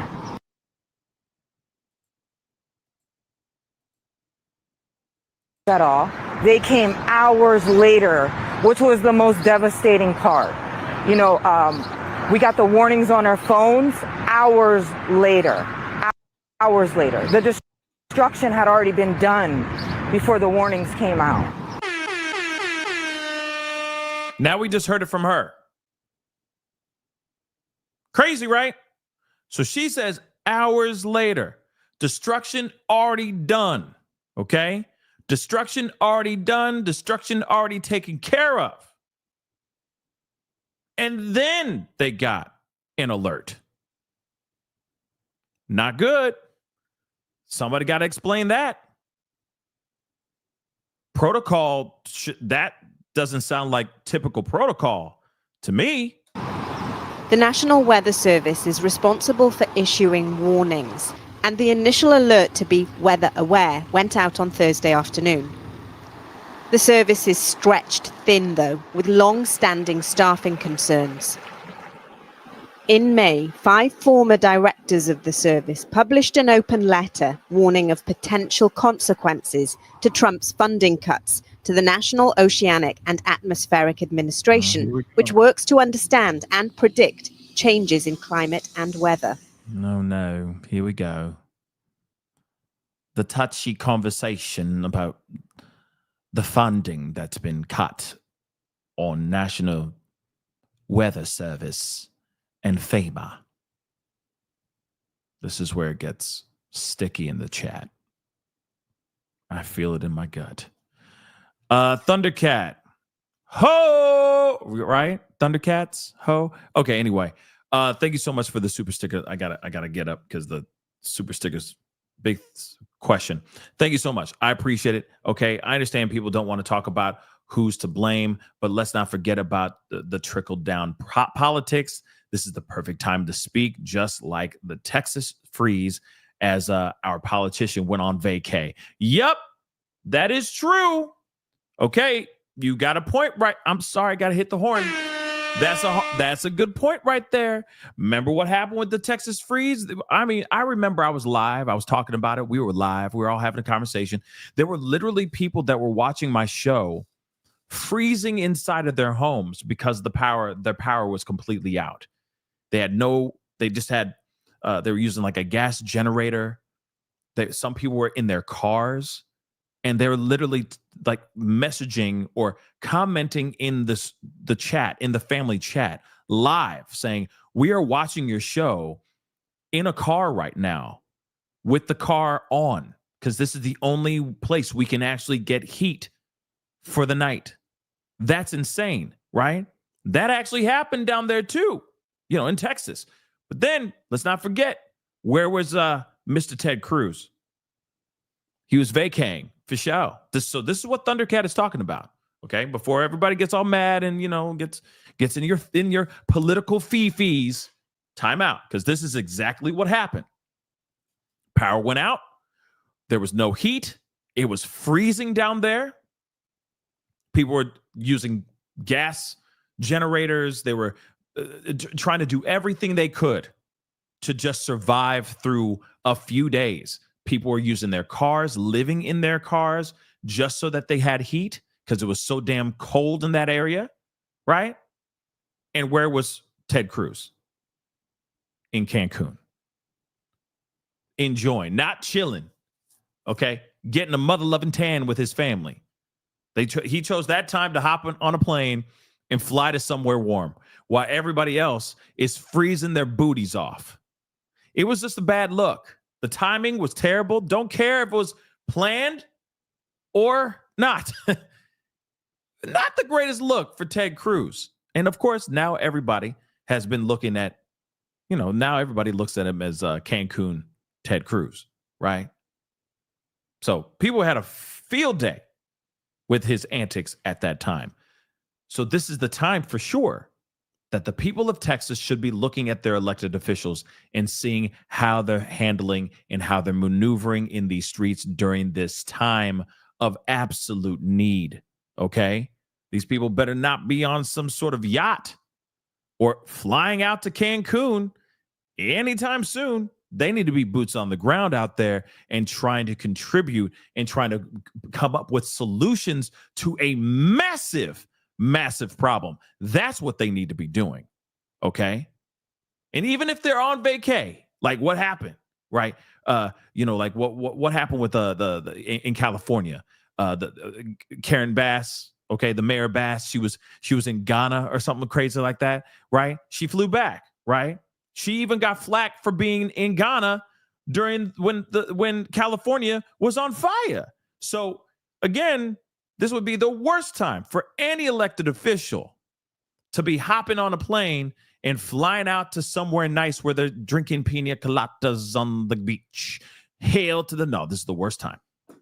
Don't even think about it. Don't you even dare, because they will destroy you. People will destroy you. They will. So, one thing's for sure. Doesn't matter if you're red or blue. Doesn't matter your political bias. If an elected official on yours or not your side is out here acting a fool, they will be called. They will be called out, and they hopefully will be held accountable for their actions. So like I said, keep close for watch on these elected officials and see how they maneuver over the next couple weeks, because this is going to be on for a while. This is going to be going on for a minute, guys. I hate to say that, but it is, okay? But it is still kind of weird to me and wild to me that certain things were not used to warn these particular people, okay? The people of Central Texas, the people of Kerr County, Kerrville, or anything. They didn't tell anything. They didn't let anybody know until much later. It's like, duh, thanks so much for giving me the alert now when I'm already swimming, okay, or hanging onto a tree when I should have already gotten this heads up a long ass time ago, right? Our worst nightmare, it said, is that weather forecast officers will be so understaffed that there'll be needless loss of life. I don't know how much that was a factor in what happened in Texas this weekend. Pick your favorite football team, and now imagine that team has, instead of 11 players, has 8 players. They're going to lose.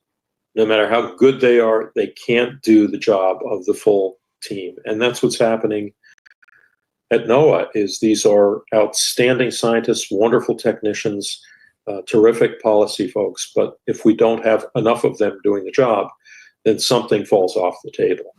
Absolutely. If funding ain't there, then there's going to be things that fall through the cracks for sure. There's somebody that just put a slam in Braden. Thank you so much for the comment. They said, I live in the area. So National Weather Service, sent out 4 warnings prior to the flood. Now, here's the thing. Let's talk about this, because I've heard different accounts like that too. I've also heard accounts like that woman earlier in this video saying, hey, we didn't get any warnings at all. Now, here's the thing. Phone reception is shoddy. Like, if you're just relying solely on phones, that's not the way to do it. And I feel like the National Weather Service should been known that as well.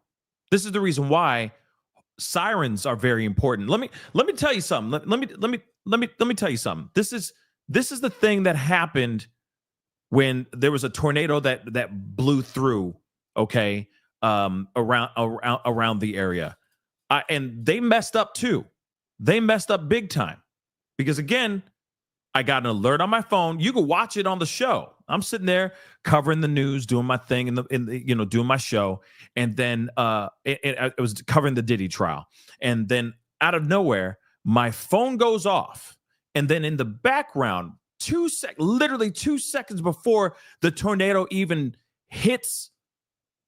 touches ground, okay, and demolishes everything, the siren went off. Now, it was very late when they did it, very last minute, but at the same time, it happened. And it was both things. It was the phone and it was the sirens outside. That is important. So again, you might have shoddy reception wherever you may be. You might get an alert an hour later. Sure, they send out a mass, alert to every phone that is in the area, but sometimes not everybody gets it right at the same time. Some people do get it. Some people do get it much later than others, depending on where they are, whether they have service, etc. Right? So again, it would be really, really great if they had sirens going off at the same time. Hence the reason why there's a woman who put together a petition trying to get sirens put up in Kerr County, because those things don't exist in that area. That's crazy. So just in case you don't get it going off on your phone, you at least have the sirens going off and you're going, oh, snap, something's going on, right? Flash flood warning or tornado, whatever it may be, whatever natural disaster is going on. So like I said, when you got it, okay, when you, Slamming, got it, other people didn't. And that's the problem there, right? That's the problem. That needs to be figured out. It should be both. It should be phones and a siren going off. So no matter what, it's like, hey, that's going off. You can hear it. Okay. And if the person you love didn't hear it, it's going to go off on their phone. And if they don't see that, one of y'all hear it and you're going to tell somebody, hey, we got to go. I just heard the sirens. We got to get the hell out of here. Okay. That's where they dropped the ball. They just didn't have the standard procedure in place. Donald Trump has announced a major disaster declaration for Kerr County, which will provide funds for emergency services as well as for individuals and public infrastructure. This time lapse shows just how quickly the river rose on Friday, swallowing the road and trees, just about anything in its path. Yeah, this is crazy, guys. And it's clearly people want some clarification, some clarity. They want some truth on what's going on here. It's crazy. But I got another one here. In the face of such tragedy, take a look at this. One mother extremely grateful tonight as her two sons, who were at Camp La Junta in Hunt, Texas, during the terrifying flooding, are back home and safe in her arms. And there's so many families that are feeling this relief tonight to have their kids home. Kelly Raybon, mom of Braden and Brock Davis, who escaped their camp during the floods, joins me live now. I mean, Kelly, you have your boys with you tonight. Oh my gosh, it's heartwarming to see. What happened at their camp? What did they go through? I'll tell you, I've been holding them extra tight, counting the freckles on those faces for sure. When I got a text on Friday morning that there had been, a flood, we didn't really know how serious that was or was not. And, then a few hours later, another text saying no power, no phones. And we were at that point really, really wondering what in the world could possibly be going on. And so as I was checking the news, it became clear really quickly that this was a dire situation, and I needed to drive from Houston, which is about 4 hours away from Hunt, where Camp La Junta is. That I just, mama instincts kicked in, and I knew I needed to go. Yeah, I'm looking at the video. I think I actually drove over that same bridge today that you were driving over, and the water is still really high. So when you got there, I mean, you had to cross the bridge. What happened when you got there? Well, so that actually shows you what the water looks like on just a normal day. So that was video from a previous camp pickup. Braden has been going to Camp La Junta. This was his third year. And so, the water is already at a pretty high level, regularly. But given the amount that it raised, I think it was 26 feet in just 45 minutes, you can only crazy, y'all. It's hard to even imagine how high that it got. But ultimately, I mean, it got into Brock's cabin. He's just turned 7, just graduated kindergarten, and it became a very treacherous situation for them. He could tell you a little bit more about that. Yeah, do you mind telling me, buddy? I mean, did the water come up, or what do you remember? Like the windows, the water was up to the windows, and then like our bed started tipping over. You have to go to the rafters. Oh my gosh. And then we had to get on the rafters. All the way up in the rafters. You had to climb up under the rafters. As a kindergartner, just imagine climbing onto the top. Oh my gosh, sorry. The top of a bed and then into the rafters. It's truly unimaginable. I can tell you, your dog is happy to have the kids home too. I can tell in the background. Maybe one of the boys can go give the dog a little attention. So what happened once Brian you got up ended into this. the rafters? Can you get the dogs to shut up? Story he told you. Did they have to wait up in the rafters, or what happened next? Yes. So here, Brocky, come here. So then what happened? You were so grateful that his camp counselors were able to, get there and help him into the rafters. Okay, that's enough. That's enough. And then the camp director, who was absolutely incredible, helped to get every one of you guys out into safety. Is that right? Yeah. But then you still had to go to a higher up cabin like Braden's. Yeah. Yeah, but he went in there. He went in a different cabin. But then, so Braden, what happened when kids came to your cabin too? Well, I known that their cabin flooded and all of their stuff was either floating around or in the river by now. Oh my gosh. But yeah, we just sat there for like 9 hours with the other cabin. But in total, I stayed up for like, I don't know, for like 13 hours at the most. Yeah, I mean, I can't even imagine. I'm so glad you guys are okay. Yeah, and the fact, I mean, thankfully the counselors got them up in the rafters, and you just think about these other families and how much worse it could have been. So Kelly, I'm so glad your family's okay. We really appreciate you guys coming on with us tonight. Thank you so much. I mean, again, I feel like we're going to be hearing a lot of those kind of stories as well. A lot of survivors explaining that, the tactics and the way that they got out of the situation, right? And of course, there's still stuff going on. Like there's still updates, there's still information. I'm actually just trying to see if there's been maybe another press conference or something of that sort recently, like within the last hour or so, just to give us some updates and everything. I think what's going to happen is most likely there will be another update first thing in the morning, and they'll give us a breakdown of what's going on. Hopefully the toll stays exactly where it is. 82 is a lot of people. It is very, very devastating to hear any of this. I feel like it sucks because the word devastating is has become the word, right? That they keep using a lot. Like it's devastating, devastating, devastating. But that's the only word you can think of. It's very sad. But again, let me see something. Someone said 87. Let me see. Let me actually see what's going on here. Hold on one second. Let me see here, just to see if there's any new update.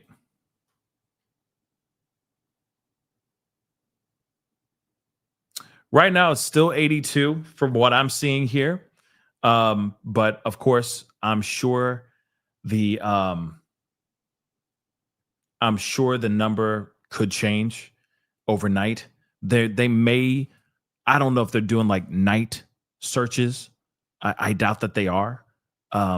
They might just take the day, the night, and then reconvene following in the morning. But let me see.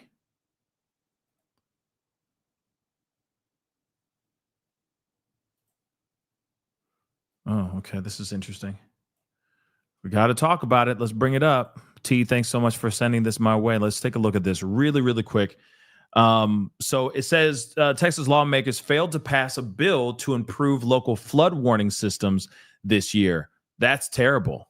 If that's correct, and this is from the Texas Tribune, this is 100% correct. This is no bueno.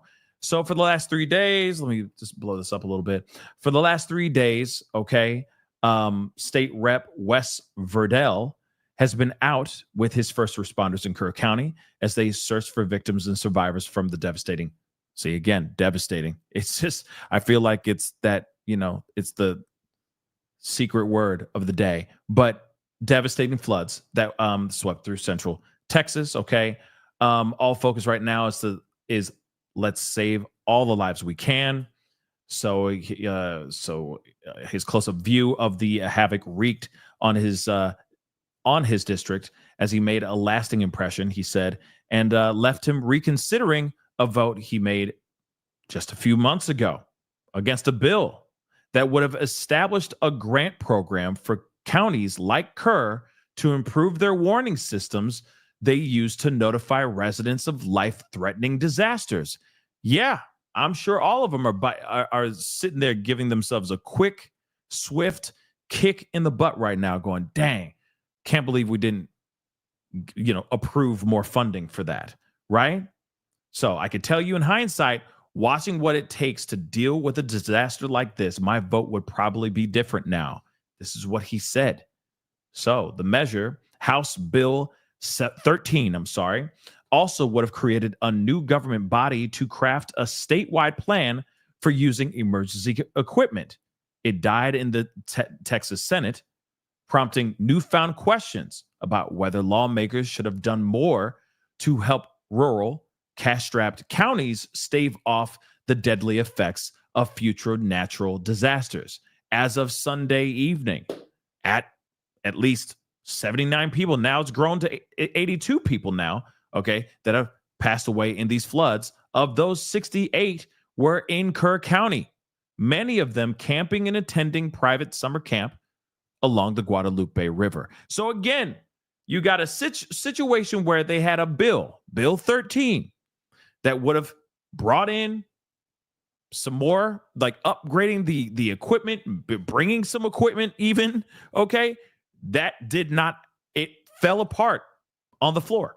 It fell apart in Texas Senate, okay? So he stressed an alarm system. This is from the from Verdell, okay? He stressed an alarm system such as sirens used in tornado-prone Texas counties may not have helped as much in this instance because the floodwaters came so quickly. Between 2 to 7 a.m., the Guadalupe River in Kerrville rose from 1 to more than 34 feet in height, according to the flood gauge in the area. I don't think that there's enough evidence to even suspect something like this was going to happen. I think even if you had a warning system there, this came in so fast and early in the morning, it's very unlikely the warning system would have had much of an effect. Now, I will say, I see his point there too. Don't get me wrong. I see his point. But at the same, because it's a flash flood and it was rising fast. You have now they're saying 34 feet in certain areas within less than an hour. Some places they're saying 45 minutes, this thing just grew. Boom, like that, right? But at the same time, I hate to urge this. I'd rather be safe than sorry. Why not have that in place? Because you got to remember, there were people that woke up to it. Real talk, people were waking up and they're like, oh my gosh, there's water in my bedroom all the way up to my knees, almost all the way up to my bed. What the hell's going on? Some people woke up to this, while other people had already known a flash flood was going on and were fighting for their lives trying to get out of the situation. You see what I'm saying? In my personal opinion, I'm going to say this again, rather safe than sorry. You know? Oh, it's hard, you know. He says, I don't think there's enough evidence to even suspect something like this was going to happen. Well, yeah, I get it. You can't really just blame it on National Weather Service. You can't, right? They said it was going to rain that day. They believed it was only going to rain a certain amount. You can't blame it on the meteorologists. You can't blame it on the weatherman. Some things just are unpredictable. But even while it's happening, it doesn't hurt to have that siren going off, right? So that people who are waking up in the middle of it are at least getting awakened before ish really hits the fan. Does that make sense? Rather safe than sorry. Okay. So let's see. So it was tasked at this particular this bill, okay, which was called House Bill 13, okay, HB 13, okay. They're saying that it was tasked with crafting a statewide strategic plan governing the use of emergency equipment and infrastructure. If it had been passed, it would not have gone into effect until September 1st. So still, damned if you do, damned if you don't. It still would not be implemented right now. Okay, fine, right? I get that part. Woulda, coulda, shoulda. But at the same time, it'd be nice to have that in full effect right now, wouldn't it? The bill would have also created a statewide communications network for first responders and provided grants for counties to help pay for improved communications and warning systems, including radio towers. The bill's initial $500 million cost drew heavy criticism from fellow Republicans, including State Rep Tony Tinderholt. I guess he's a representative from Arlington. But, like I said, if they really, I get it. It wasn't going to happen until until September. Okay, fine. Right. But at the same time, the fact that it was going to be greenlit, or the fact that if it was greenlit, it would be a nice factor. But the fact that it has not even been passed is a bad thing, because then it's never going to, it was never going to be existing anyway. So no matter what, they're screwed. You see what I'm saying? So again, something like this should be implemented a long time ago. There's got to be some way to get this going. Now that something like this has happened, I feel like there really needs to be some sort of emergency communication infrastructure erected somewhere in the area to protect the people around the area, period. Okay? I just see people, I just see lawsuits happening. I see a lot of issues happening in the very, very near future. You think that all these people aren't going to sit there and look at their officials and look at the people that are supposed to be protecting them and feel some type of way about losing their loved one during this situation, where they feel like maybe they could have been given some semblance of a heads up? I'm just saying, I feel like that's going to be making a lot of people angry, y'all. That's all I'm saying. Thundercat, thank you so much for the super chat again. I appreciate it. Let me grab this here. This is why I said it's the perfect time to talk about our politics. Y'all can kick rocks until it's you. This was preventable, or at least get a fair chance. Texas infrastructure been trash. I mean, we've been hearing about Texas's infrastructure is in dire need of all kinds of things, and it was a problem just 3 years ago or so, 4 years ago, with the whole, when they were freezing, you know what I mean, down there in freaking Antarctica, for crying out loud, in Texas, right? And crews flying off to Cancun to stay warm, right? It's just bad. So this is not great. They're going to have a lot of explaining to do in the very, very near future. That's what I truly feel. Wanda Young, thank you so much for being a member for the last 7 months. I really do appreciate it. We have the power to get these politicians out that won't work for the people. Yeah, we do. But unfortunately, I mean, I don't know who you vote for, and I don't really care. Okay. But at the end of the day, it all is about who we're voting for, who we have in office in all places. I'm not just talking about the top seat. I'm talking about them all. Right. And if you feel like they're not doing enough, there needs to be something that to be done to change that. That's it. And I'm saying not violence. I'm saying by voting, right? Make sure those people, it's not only just the guy up there, it's all the people. It's everybody else as well. It's your local officials. It's the people that you are literally hiring to represent and protect you as a local citizen. Even those people, those people matter too. Okay? Because again, things like this happen. And sure, you can look up to the guy all the way up at the top of the mountain and go shake your fist at him or say he's doing his best. But he's not the one who's doing it. It's everybody else that is right there, boots on the ground, right next to you. They're the ones going off to the local Baskin Robbins, eating the ice cream and taking photos with you and going, how you doing, girl? How you doing, ma'am? Oh, that's your son? He's just a young, strapping man. I like that. Don't forget, when he gets older, just remind him to vote for me. You're going to vote for me in this next election, right? Okay, girl. I appreciate you, sweetheart. All right. God bless America. God bless you too. And you young man. You're a young strapping man. All right. Don't forget to vote now. You vote for him. And then what happens? Do they do what they say they're going to do? Or are they just people that are standing around looking good in a fake tan and a damn 3-piece suit? I'm just saying, right?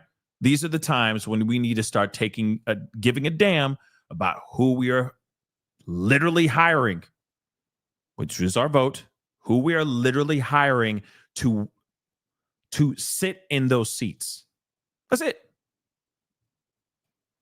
And right now, we're going to see how Texas handles the situation right now. It's the same thing with what happened in California with the fires. Eek.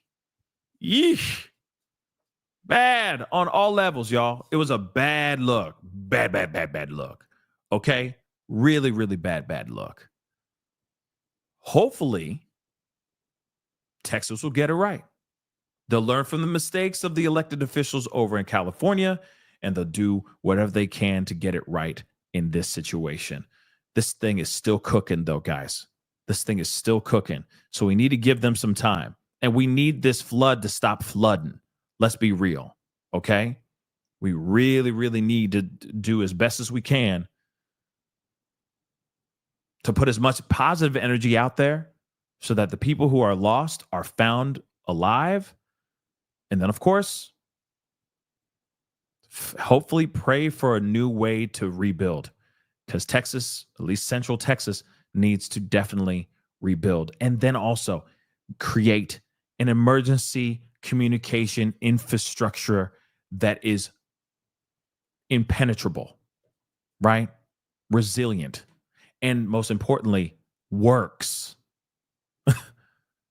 Works. Anyway, guys, that is the show.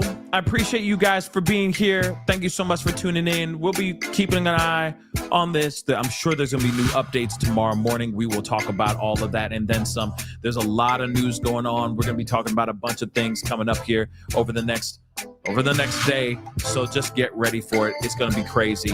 This Texas flood is really, really percolating, and I do hope it stops. I hope it does. We'll see how it goes over the next 48 hours. But appreciate you guys being here. You could be watching the show, any other show, but you decide to watch this show, and I really do appreciate it. It does mean the world. So do me a favor before we head out. Hit that like button down below. Crush it. All right. Hit that reaction button if you're watching on these other platforms. If you are watching on these other platforms like Facebook, X/Twitter, Instagram, TikTok, Rumble, Twitch, Kick, please make sure you hit that follow button, that like button, however they ask on those other platforms, okay? Please and thank you. Don't forget, okay, to subscribe here on my main channel on YouTube. Go to my second channel, The Pascal Show Clips. Make sure you're subscribed over there as well. That would mean the world to me. Subscribe. Okay, check out that join button down below. Become a member. Support this channel if you can. Check out my Patreon. Check out my locals. And, of course, check out pascalmerch.com. I really appreciate it, okay? Hold on. I got a super chat that just came out of nowhere. Let me grab that really quick. Miracle, thank you so much. This is insane, right? No widespread analog alarm for natural disasters as well as digital, please. Yeah, it doesn't make any sense. Like I said, better emergency communication infrastructure needs to be made in those areas, period. And if you are in an area that doesn't have it, that should be there. Literally make that a thing for your area. Real talk. Make awareness over it with your local officials, right? Because the president ain't going to do it. You see what I'm saying? He busy talking about everything. But the people in your county, your area, etc., if you don't have those things, have mercy. Just look it up and see. Okay? And if you find out that you don't, do something about it. You're only doing yourself and all the people, your loved ones, a favor. Because we all should have that. Real talk. Okay? But anyway, guys, I appreciate all y'all. Thank you so much for all the super chats and all the love. It really means the world to me, okay? But I'll be talking to you guys very, very soon. I'll be talking to you guys tomorrow morning. We'll be back on for our regularly scheduled show. Out here talking. So I'll be seeing you guys tomorrow morning. It's time to get going. Be good to yourselves. Be good to one another. This is The Pascal Show. Bye.